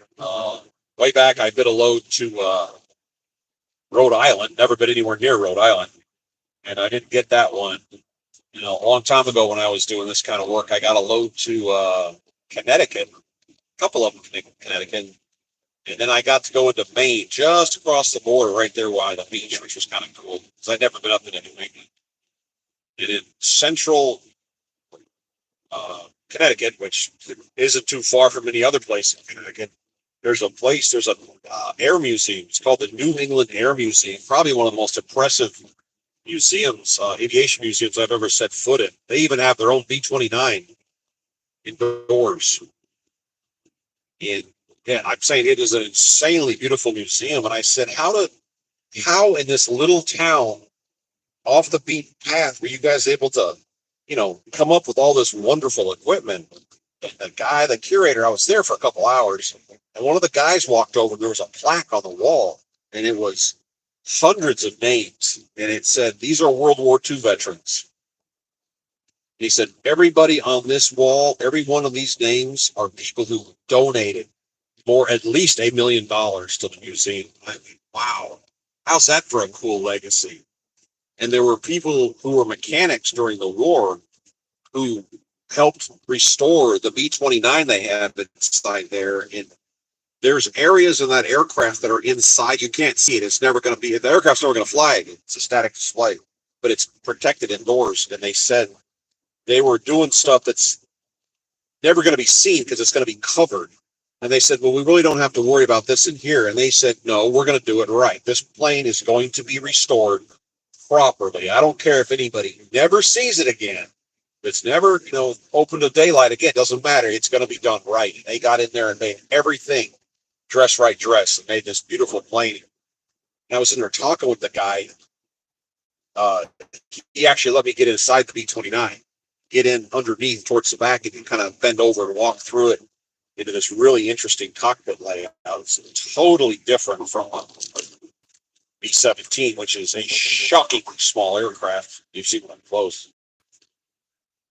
But the most impressive display, up on Ohio here, the most thing in that museum that shocked me the most was during the war, they had gondolas, which was a slow speed patrol aircraft for the East Coast. And they did on the West Coast, they didn't find anything, but on the East Coast for submarines, because they can loiter. And I think their speed was 50 miles an hour. Well, they had the gondola part of it, and it was all restored. And if you want to see something impressive, Google that. New England Air Museum plus gondola under images, and you'll see what it looks like. And they've got it, the gondola, it looks brand new. It's very large, and it's on display, and they put a platform so you get up and look inside of it. And it's just seeing the build and the design of it. There's two pilots that sit in there, as you stroll along. It has mounted seats on all four sides with mounted binoculars. So you can just kind of lean your face forward, aim, and look around. We move south, so I need to go to 280 south. Okay, I'm in the right place. There was a bunk in it and a stove top. They had a pot on it. And there's two engines, and there's a funny shaped door on both sides. You can literally open a door and take 2 steps out into space and be where the engine is. I guess if you had to add fuel or oil or something, but you're literally stepping out into space. You can be 5,000 feet in the air. You're walking around outside the airframe. And I got a kick out of that. Just the idea of somebody literally walking out there and adding some oil to the radial engine and coming back in. Just like right on.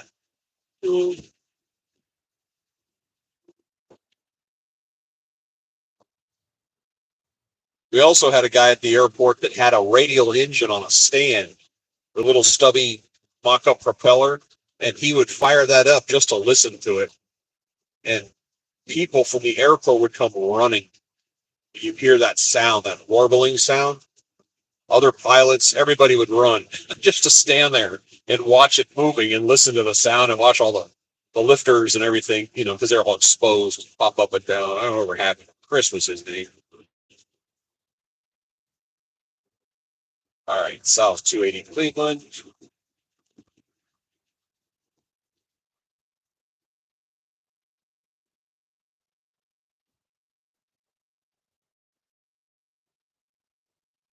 One second here. Back to the liquid sunshine.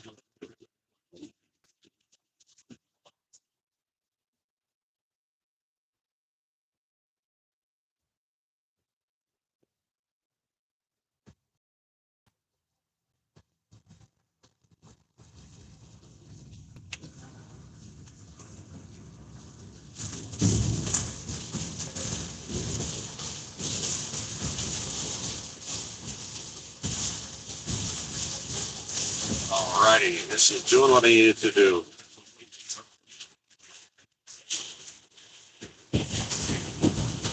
Whoa, whoa. Liquid sunshine getting out of control here. Hey, dude, that's not a smart place to sit. For what it's worth, we're in Toledo right now.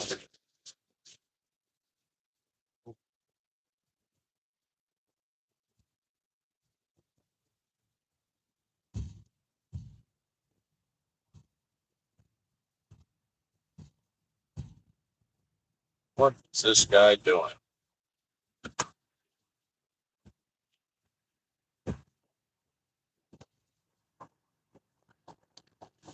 Pick a lane, dude. Pick a lane.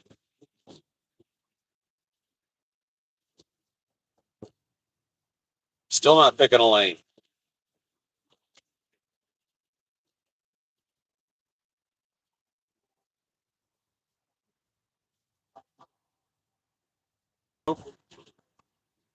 On there.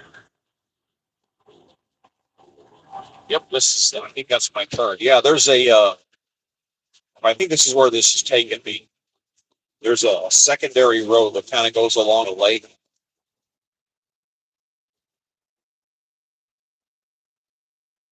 You're talking about the P-38 Lightning.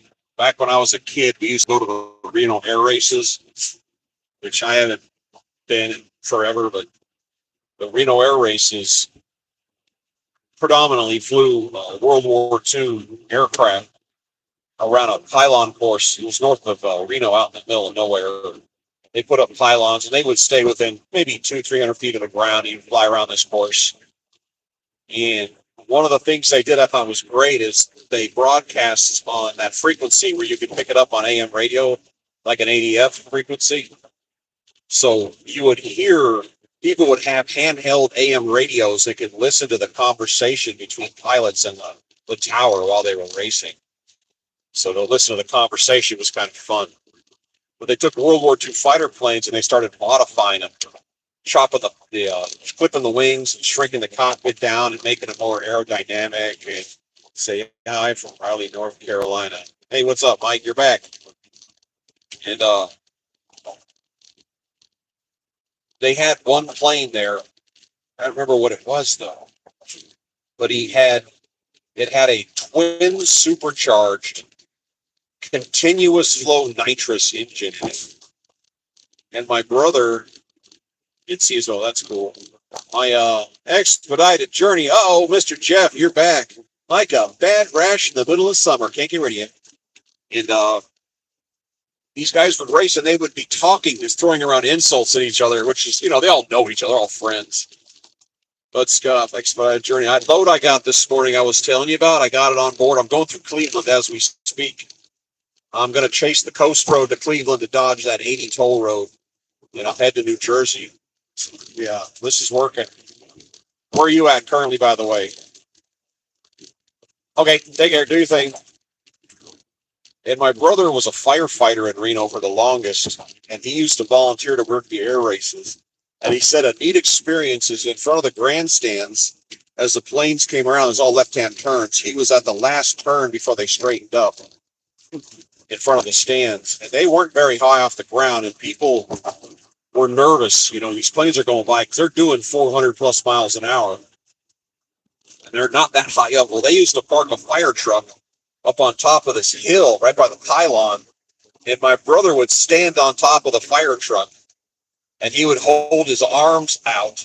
And he said when that plane would go by, you would feel the width of the air and they get blasted with exhaust and nitrous as it went by. He said it was just an awesome experience to feel that whoosh. The next one, woof, woof, woof, and they go by. He absolutely enjoyed doing that. Did it for years and years and years. He's retired now, but he said that was just a fun experience. Made the whole thing being there worth it. Wait a minute. Go over. And this is going to zigzag me through a little bit of a neighborhood. I'm going to zigzag up on this road here. Yeah, I like this route. And it's a 2-lane road, kind of in the middle of nowhere, but we'll bump into trucks. We'll find 18-wheelers out here because they're doing the same thing I'm doing.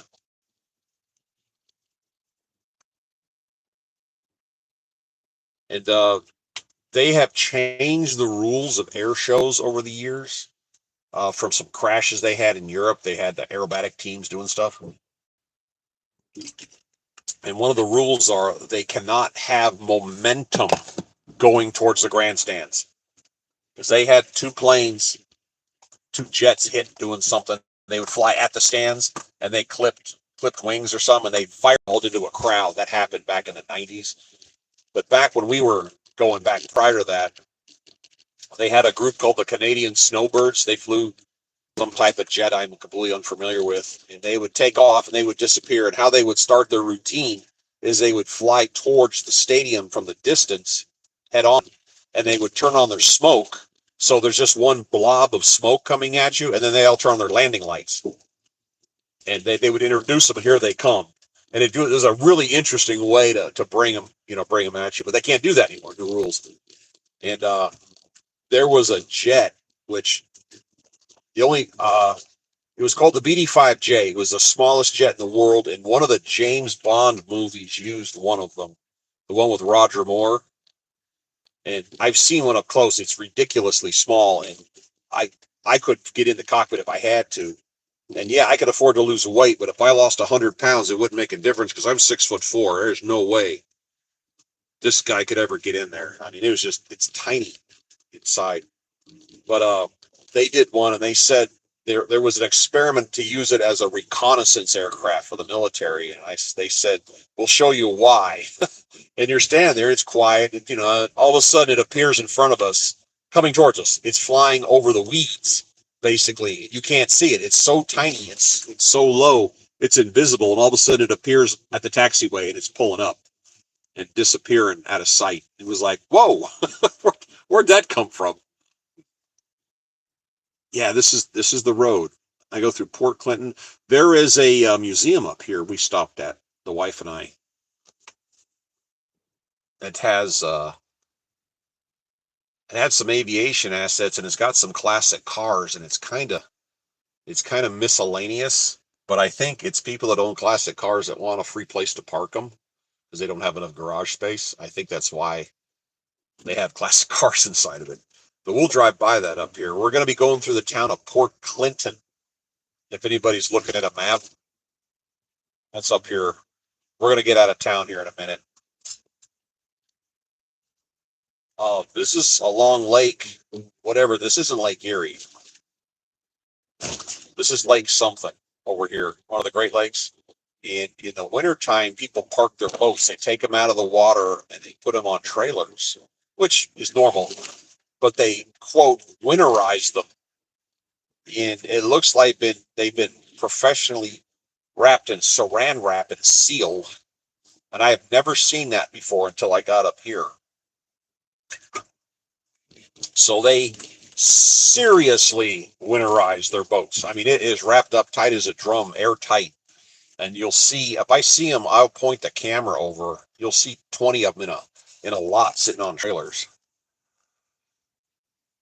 Jeep Wagoneer. Ain't seen one of those in a while. Yeah, we got a couple of traffic lights here, and then we'll get rolling.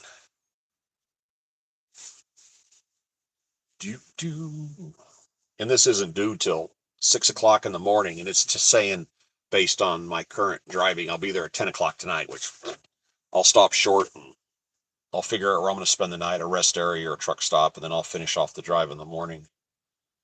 Tomorrow's Wednesday. I have to be at the family farm near Erie, Pennsylvania on Thursday, so I don't have a lot of extra time here to mess with.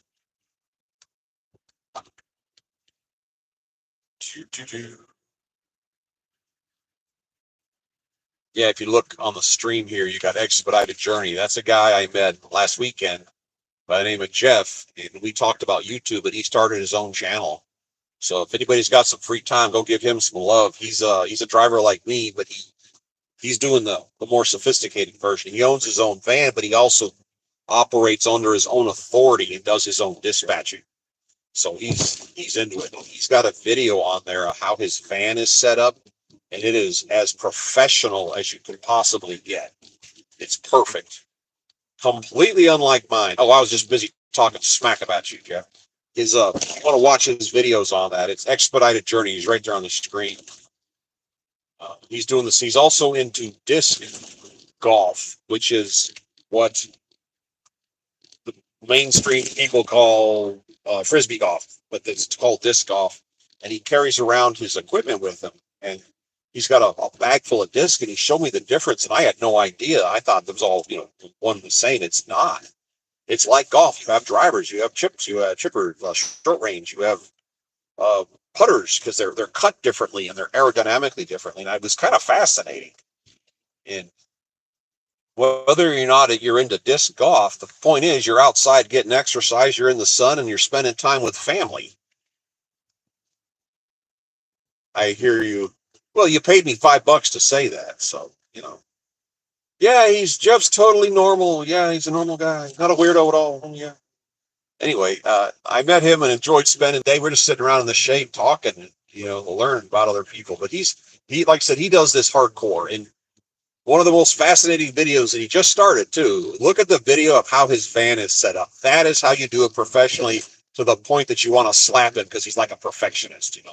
Can't live like the rest of us. But his van is set up just right.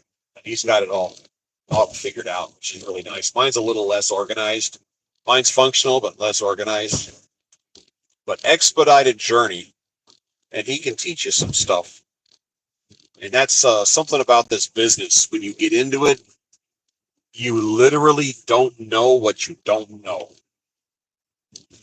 You can study, you can get some of it, but you're going to come out here and be blindsided by something. It just happens. Did you get a load or something? Are you running? Yeah, mine functional, kinda, sorta. In a post-apocalyptic, got nuked a couple of times during the war, functional. Yeah, I was sitting at the rest area north of Detroit, south of Maryville, and I actually spent some time, started going through, straightening it up, and actually getting rid of some stuff.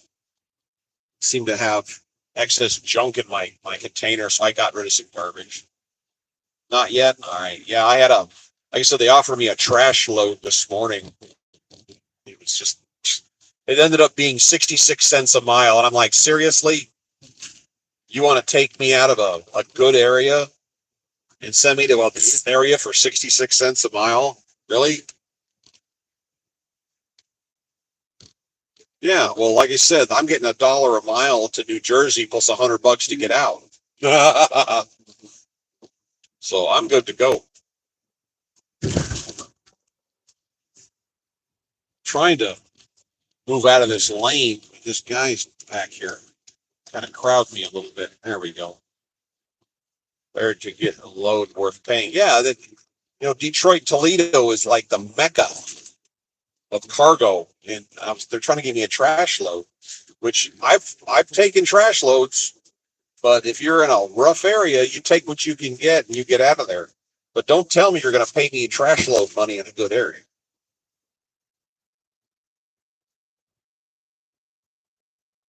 Yeah, the lake is out the left here, a little bit of the distance. We're going straight eastbound on, what road is this? 2, I think. US 2. Hold on, let me look here. We're getting a GPS out. No. Yeah, we're going to go up here and make a couple of hard turns. Yeah, we'll be right along the lake. Lake Erie. Oh, that is Lake Erie. Surprise. Yeah, Lake Erie in the wintertime. Got another video posted today of my good old coffee maker. Oh, yeah. Your coffee maker. Yeah, Expedited Journey has this little, it's like a mini Keurig by a different name. And I have a little tiny coffee mug in here. I bought the cup by itself at a secondhand store because I like the shape of it. And he said, hey, let me make you a cup of coffee. And he put it in the cup. And I swear to God, I think that's where this cup came from. I think it was part of a set that maybe got broken or lost or whatever. And they turned that cup in because it fit a little too perfectly. It was the right size, the right shape, the right color. Everything about it looks like it belonged with that pot. I thought that was kind of funny. And I was thinking about that. And you save a dump truck load of money making your own coffee. Oh, I was telling you, Jeff, uh, Blue Mountain, Jamaican Blue Mountain coffee. Get some of that. Order it online. Do what you got to do. Try Blue Mountain coffee. That's the schnizzle. I knew a guy that used to fly back in the 80s. He would fly in the Caribbean. And on his way home, he would buy bags of beans, Blue Mountain coffee. He landed in Miami in a light plane carrying 500 pounds of duffel bag product. And they would look at him with crazy eyes. And he would say, it's just coffee. They would ground their beans. The most easily you can find is beans. My wife does instant coffee. The British call it pour over. But whatever you can get your hands on, just make sure it's Jamaican Blue Mountain. And if you do beans, it's probably better because it's fresher. You know, you break it open, it's got that fresh smell. But he would buy like 500 and 600 pounds of beans down there and fly back to Miami. Like I said, at first they freaked out. They open the bags and pour out the contents. It's all beans because he would sell it to high end restaurants. He had a contract where he would take these big ass bags, and it was very expensive. It would pay for his whole trip transporting Blue Mountain, making Blue Mountain coffee beans, and all the restaurants knew him. But yeah, you need to find some of that. Well, wait a minute, just got to pull in front of me. The stuff that I would buy, I found on eBay, and it was a guy that would send it from Jamaica. He would wrap the glass jar in cardboard, put it in a box, load it with all kinds of stamps, and I haven't bought one in a while. It wasn't cheap. I haven't bought one recently, but I should. And he would mail it to me, but it was on eBay. I didn't even warn the wife, but I don't know. I'm not really a coffee person that much, but she was like, wow. Hey, look, a chair. But yeah, if you get coffee beans, that's the freshest because you're cracking it open for the first time and the air is first getting to it. So what moisture it has and the flavor, I think would probably be better. But look around online for it.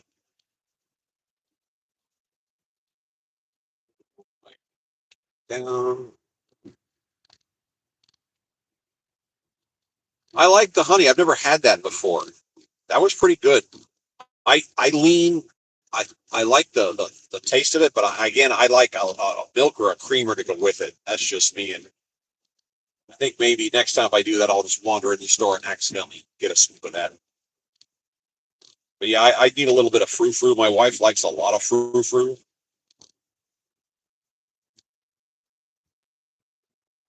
You know what I was telling you? I run radar because I'm under 10,000 pounds and it's quiet.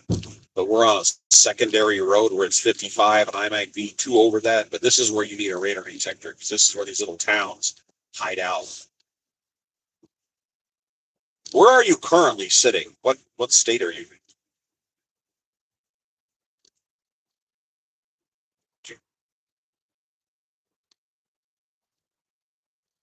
That roadside stand, I made a video about it.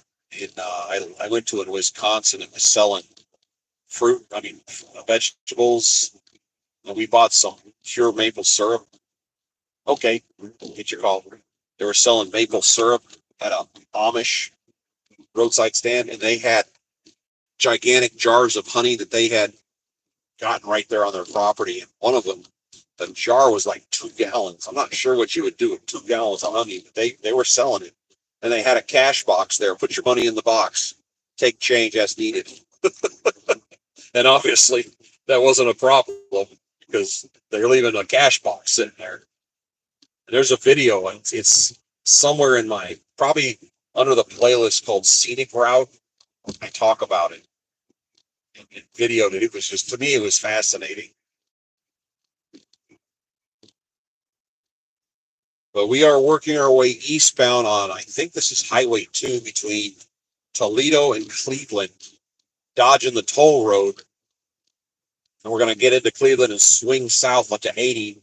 And I think, I haven't looked at that far out, but I think we're going to be on 80 pretty much most of the way there. And it's not a toll road, which is the important part.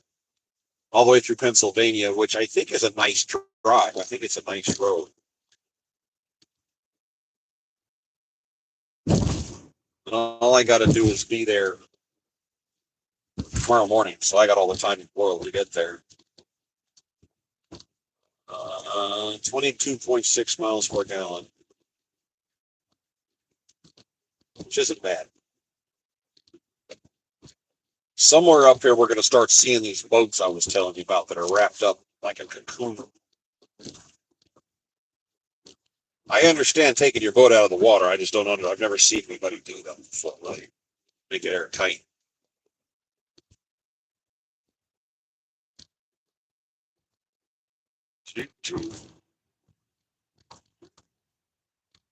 The only place comparable to how they wrap these, if you've got Google Earth, look up Roswell Airport. I think it's Roswell International Airport. and come down and look, get a ground view of those airplanes. Those airplanes have been cocooned, sitting there as long-term storage for aircraft that aren't being used.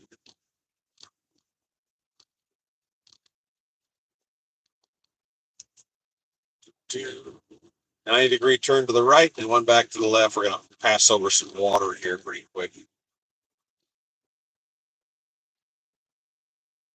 Like I said, Lake Erie is on our left side over here, a couple of miles, maybe 2 miles away.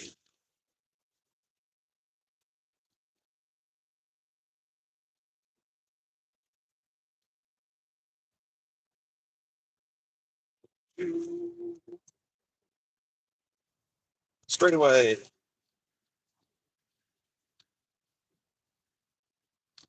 You can tell they're prepared for harsh conditions. You see all these little black lines on the road in front of us?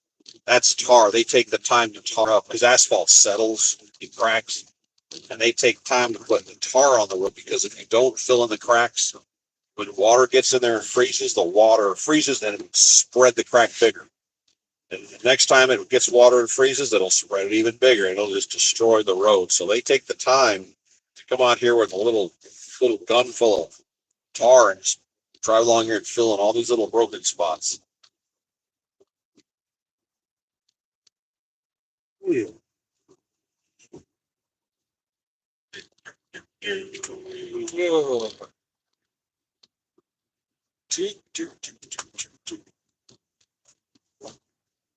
Close to swampland here. So currently driving southbound, and we're going to make another 90-degree turn to the left here, going on east again.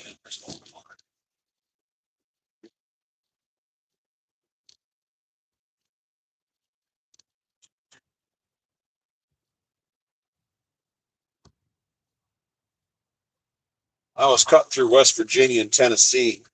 I would occasionally see an abandoned house that obviously hasn't had anybody in it in 30 or 40 years. It's kind of starting to collapse. You see holes in the roofs, and the weeds are growing on it. It's very interesting to look at.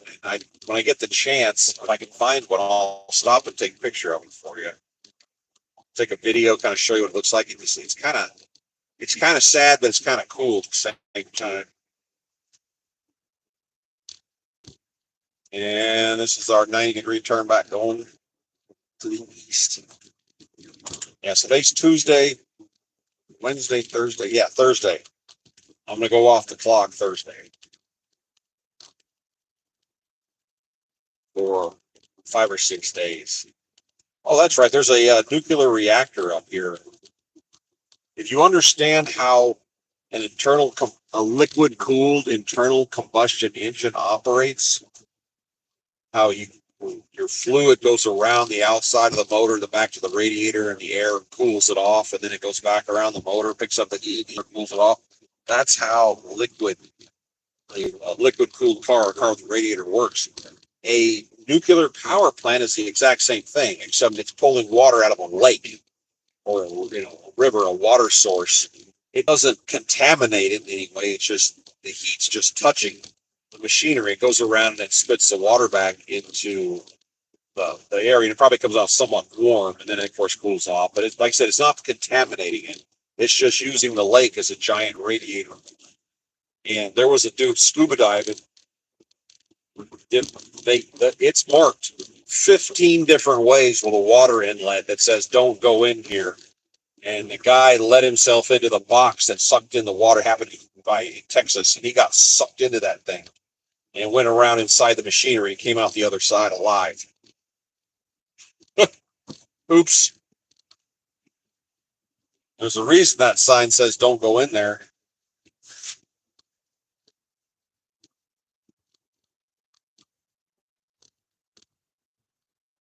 Stretch.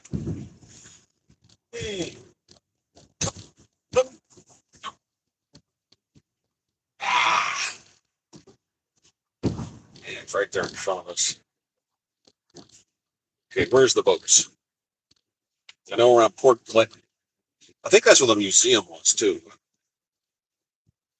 Kind of a fun museum.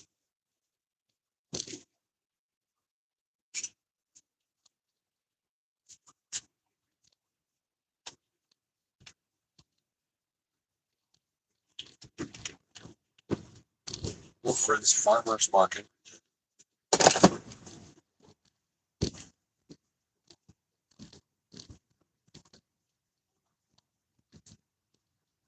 Dude, anybody got a question or a comment or a topic or anything you want to run with? Waiting for Expedited Journey to come back. See, you can check out his page. Like I said, he's very new. I think he posted his first video on the 16th, so he just got started. But he runs under his own authority. So he's his own company. He doesn't have a name on the side of his van that belongs to somebody else like I do. And he dispatches himself. And how he does that, because I never really understood how, is he puts himself on a couple of load boards and he has it set the parameters of what he's looking for based on his location. And I guess it bings his phone when something comes up. Somehow he sets it to notify him. And he can see what it is. He bids on something because he was sitting next to me. He bid on one. And there's other people out here doing this. So he didn't get the one he bid on standing next to me. But he did get one here yesterday. I believe he was out driving.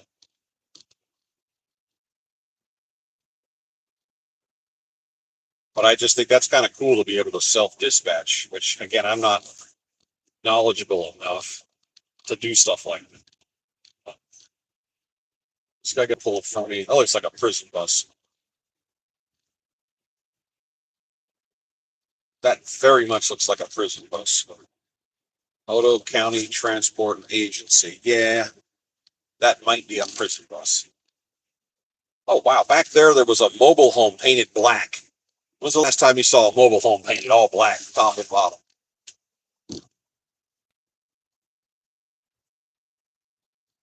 Another bulby back. Cool.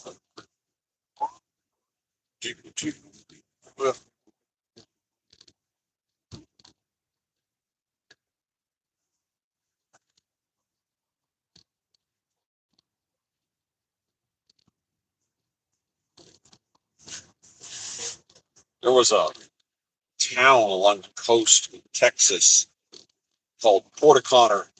It's up the coastline northeast of Corpus Christi. Little bitty town. Kind of a retirement bedroom. They call it bedroom community, no industry, but there was some bases for offshore oil and gas industry. And we used to have a shore base there when I was flying out offshore. And across the bay was what used to be a military airfield, and there was another auxiliary airfield that got shut down in the 1970s. They just used it during the wars and then played with it for a while, and then they shut it down in the mid-70s. People, well, the little bitty one, there's RVs parked down. There's the swamp. Look at that, right there. Ta-da! They had RVs parked all over it, and the runway was there, but nobody really used the runway. And then in 1985, somebody landed a twin-engine plane. I think they had marijuana on board. A truck pulled up. They unloaded everything into the truck. People watched them do it. Some guy took a pickaxe, got up under the plane and punched holes in the wings and lit the plane on fire. And they drove off, never to be seen again. And the remnants of the plane were still there when I started flying down there in 2000. They just kind of pushed it off the end of the runway, like whatever. And it's probably still down there scraped in a pile.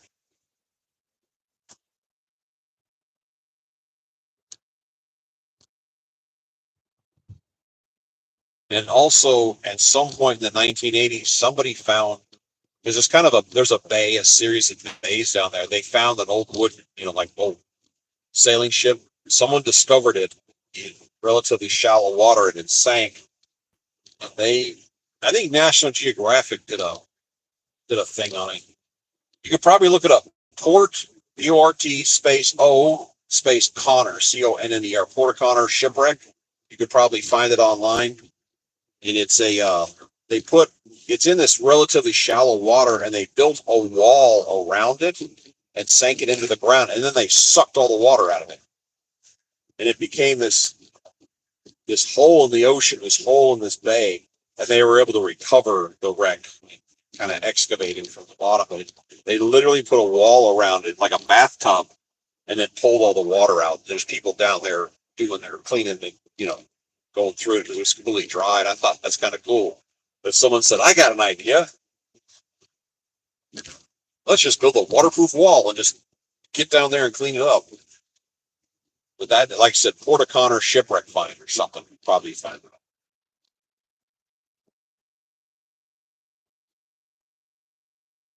it. Ooh, two Erie short cross. Gas right here is $3.19. We're off the beaten track. But I think I'm going to be dealing with $3 a gallon gas moving forward. What else have I got? 32. As we turn to the right, you will see a reactor.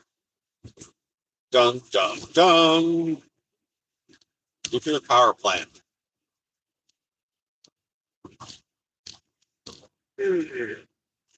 Yeah.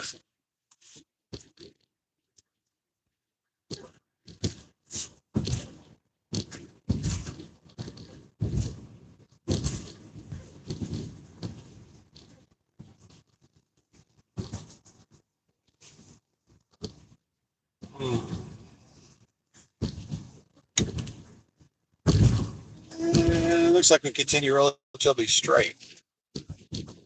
Yeah, this is off the beaten path. 250. Wait, bump, big bump.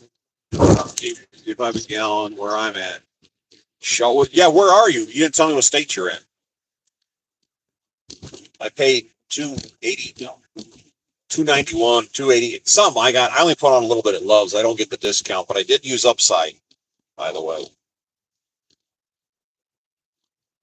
I'm noticing Michigan, but Illinois has got the highest price fuel I think I ever bumped into out here. Well, minus California, of course. Meridian, I know where that is. I stayed at Meridian. A couple years ago. I stayed at a Red Roof Inn. You got the $35 a night hotel, and you got the 75, and you got the 120. I think we paid 75 for that Red Roof, and it should have been a 35. It's kind of a dump. Stains on the ceiling, and the smoke detectors are hanging down. This is a dive. But yeah, I've been to Meridian. What's your temperatures like, though? Well, yeah, Texas is the energy capital of the world. That's why our gas was. I think I paid $2.38 coming out the door, $2.32 or something. But they're producing it there. Let's see if I can get a close up of a shrink wrapped. Yeah, I don't know what I'm up against in New Jersey price wise. That's going to be interesting. Nope. That's not shrink wrapped. Yeah, this is Highway 2 East. See the big truck? He's doing what I'm doing. You just see the devil come out of the store with Gatorade. That's like when I was in Mississippi a couple weeks ago and I told you it was so humid and hot that fish swam over my head. Yeah. I'm trying to figure out how people used to live down there in the summer before they had air conditioning. I literally don't get that. The devil had to buy Gatorade. Ooh. I'm at 22.7 miles per gallon. Be jealous. Try to show you one of these shrink wrap boats, but the ones I can see are too far away from the road.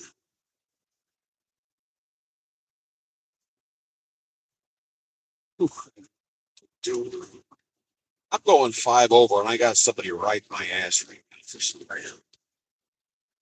You're just jumping on board. We are on a drive from the north side of Detroit to Cranberry, B-U-R-Y, Cranberry, New Jersey. One pallet, very small pallet that happens to weigh 750 pounds. And I am currently dodging a toll road. We are driving eastbound along Lake Erie between Toledo and Cleveland. And there's a few other people out here doing the same thing because the tolls between Toledo and Cleveland are in the general vicinity of $30. It is, by a wide margin, the most convenient way to get there. But it's also expensive. And unnecessarily so. So I'm going to see another truck coming at us doing the same thing, skirting the toll road.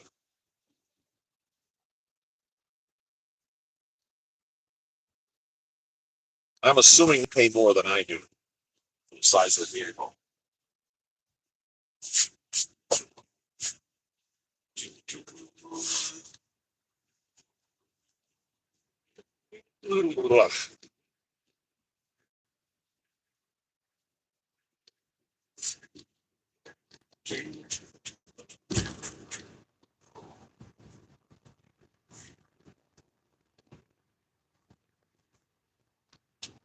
So I spent the night at Love's last night. I like Love's, but I don't get any discounts there because, like I said, I don't participate in their programs because they don't give you anything for buying gas.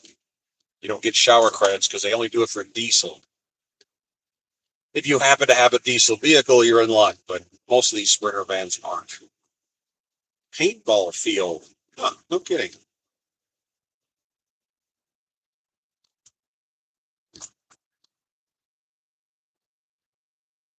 So, Mr. In a Hurry is going to go flashing past me here in a second.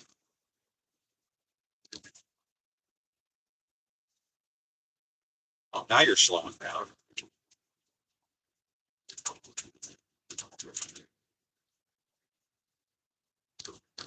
Yeah, so this week I'm going to be, this coming couple days from now, I'm going to be meeting the wife to hang out at the family farm. The only problem is my cousin and, what is she? Is his wife's cousin-in-law? They were sick as dogs last week. Came out with, he said the flu, but it sounded more like mad cow disease, maybe the Ebola virus. I don't know. But he was knocked flat on his ass for like 10 days. Said he lost 17 pounds.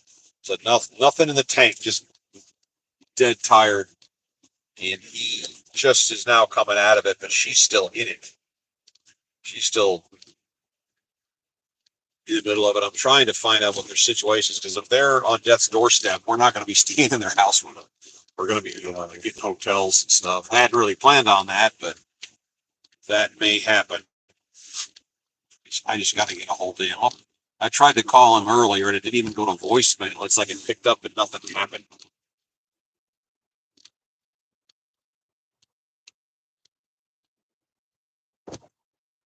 He works for the New York State Thruway, so he's the one at fault for making us pay money to go on the toll roads. I blame him.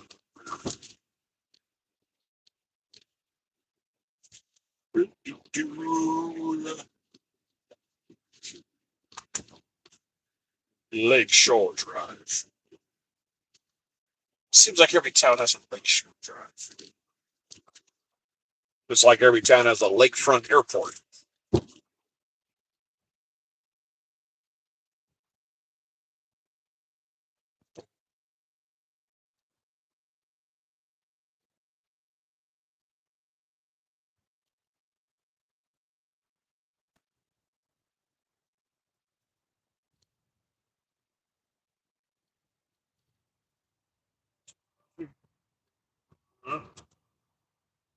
Seems to be stabilized on 22.7 miles per gallon.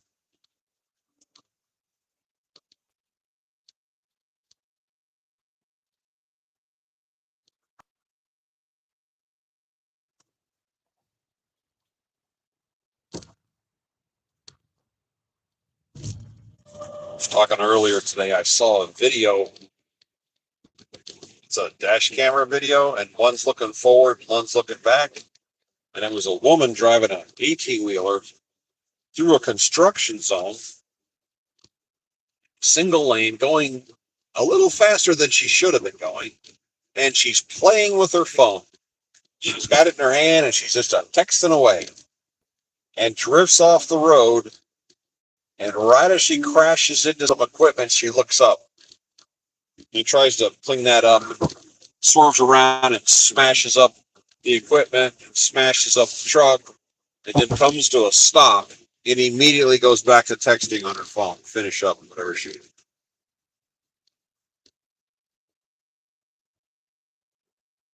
That's why you'll never see me, or no, so I'll turn my phone. I'll do this and then this because it's an amount. As far as texting or playing with it, yeah.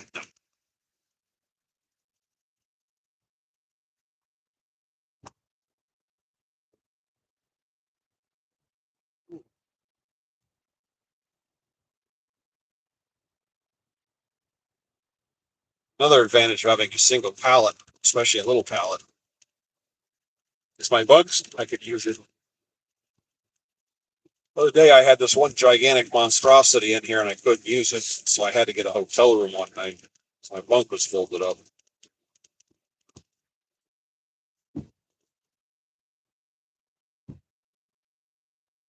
Lake Erie Highlands.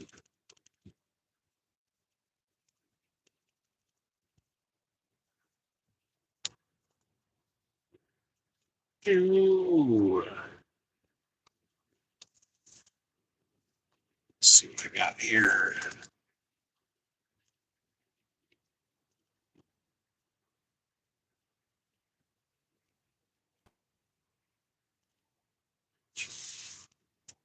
I don't know if everybody saw it, but I got my oil changed 2 days ago. I streamed it. It was a dumpster fire. There's a place in the parking lot at the head shed that has a little mound of asphalt. And I drive the one tire up the right front tire, which gives me the space I need to work. Unfortunately, there were a bunch of tall weeds around there that kind of threw it off, and then I couldn't make the phone mount work properly, so it didn't work the way I thought it was. But once I got into it, I had to keep blasting away, and I got it taken care of. So I have fresh oil in here, which I'm happy for.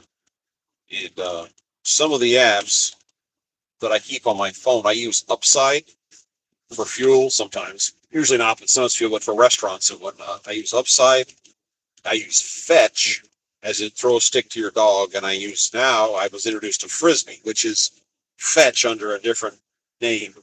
And what Fetch does is it takes pictures of receipts, and it kind of sees what you're buying. It gives you points, and as you build up points, you can cash it out for gift cards. Well, put it in your bank account, I guess, but it takes a while, but you'll cash out. And the way they make money off you is they like, hey, buddy, if you buy, we see you're buying this product, but if you switch to this product, we'll give you more points. There's a 500 point or 1,000 point push to spend money on these other products. So they're trying to nudge you in direction. But I build up enough and I cash out $10 at a pop off Fetch. Frisbee does the same thing. I haven't cashed anything to start it.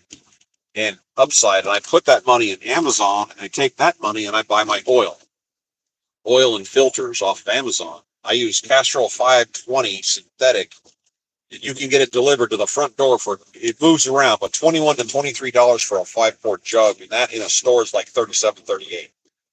So I'm buying it cheaper with money that's what I call free money. Same for the oil filters, which I buy on the only oil filter everybody has an opinion on oil and filters, but just buy anything other than Fran, because they've literally cut those open and they have a cardboard filament. They're garbage. So I use Wick, or the Wix, Wix, and Motorcraft, just depending on what's available.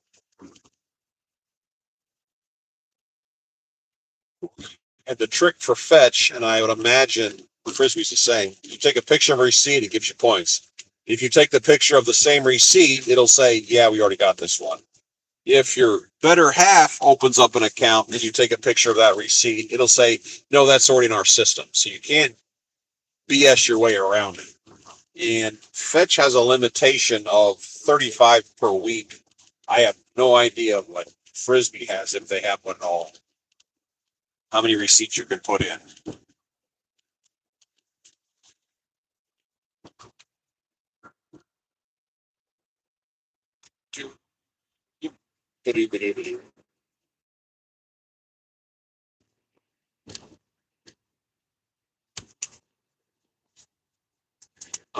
Saving money, playing those little games and couponing. There's people who are not into that.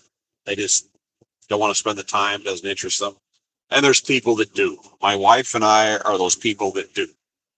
We like to play the game. We like to chase the coupons. We like to look, I mean, a dollar here, a dollar there, who cares? But it gives you a feeling of satisfaction.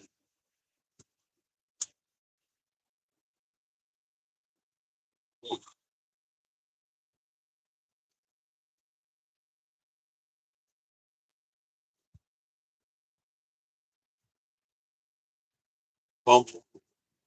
Oh, not bad.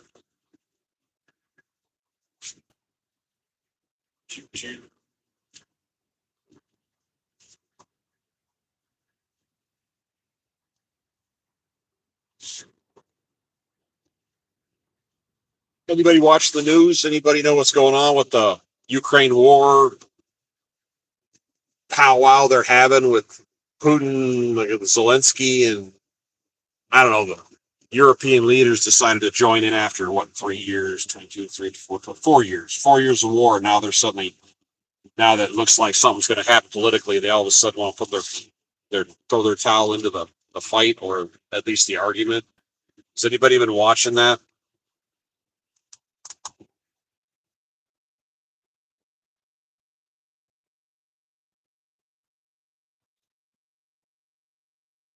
That's it right there. Liberty Aviation Museum. That's the one we went into. It's got airplanes in one part, and then it's got the classic cars kind of miscellaneously piled up in the other.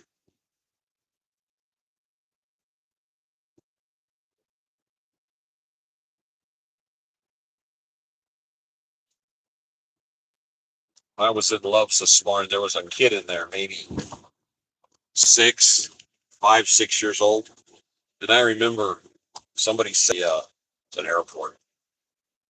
And he said, if you want to lose weight, find a little kid and just mimic them. They're jumping up and down, you jump up and down. They roll on the floor, you roll on the floor. Just do whatever they do, and you'll lose weight. And she was doing it. She was running, kind of zigzagging the store. Then she'd stop and hold the counter and jump up and down. Sit there and bounce in place. Like, I remember doing that. Now, as an adult, you sit perfectly still. You don't make an unnecessary move. Oh, do. You gonna get up to speed or not? Come on, dude. You have speed.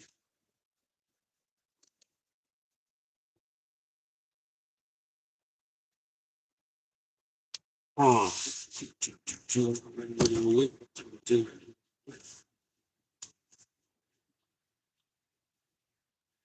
We're gonna go for a big bridge up here. There is a possibility I'm gonna have to make a drink mix here. Uh,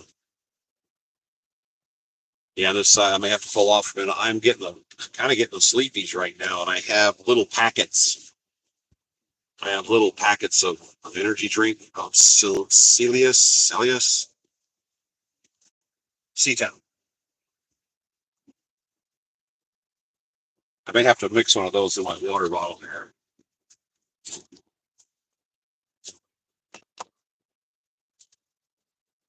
Uh-oh, liquid sunshine.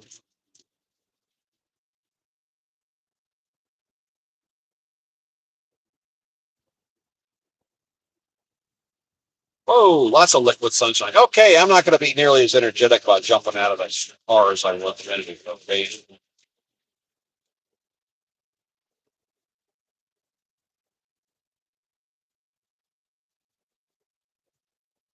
We're on a bridge. We got water on both sides here. Doink.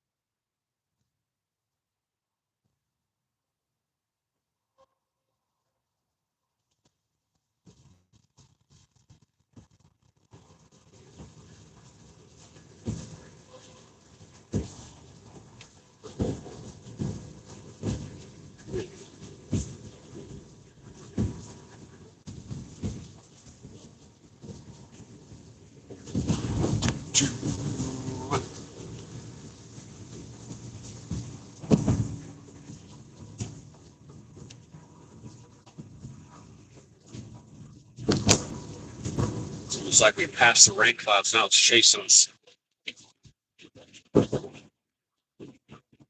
You see the dark clouds in the distance, but as soon as we get up here, we're turning back for the left, back to the east. Here in County. Hold on.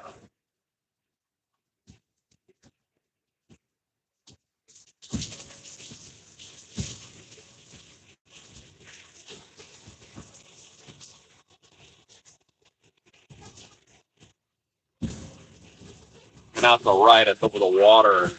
Kind of hard to judge how far away the rain is or how far away the visibility goes. Wow, that's some flashbacks looking at that.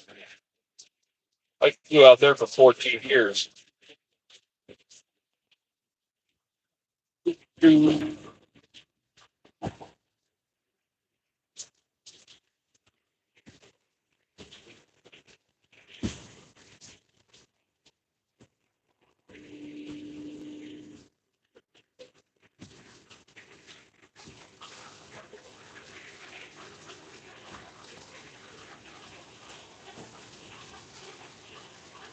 Any louder.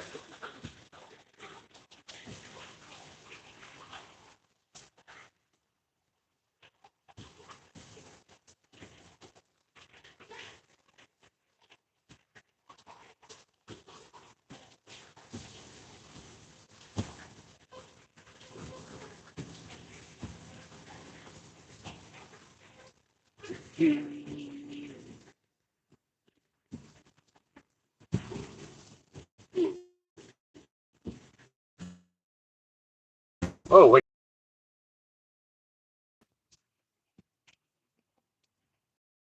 It's a hard chore.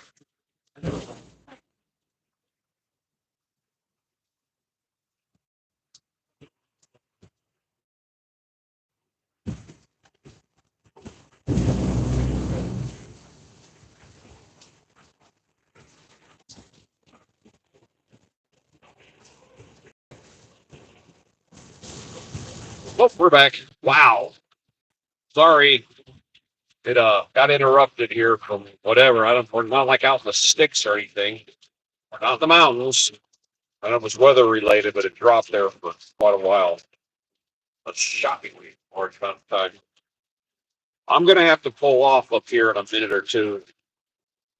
I got to get into this container next to me and pull some little pouches of powder mix out.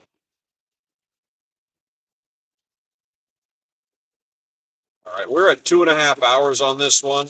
Let me come back in when we get into if it's still light out, Pennsylvania. I want you to see that. But I'll come back with you guys later. Take care.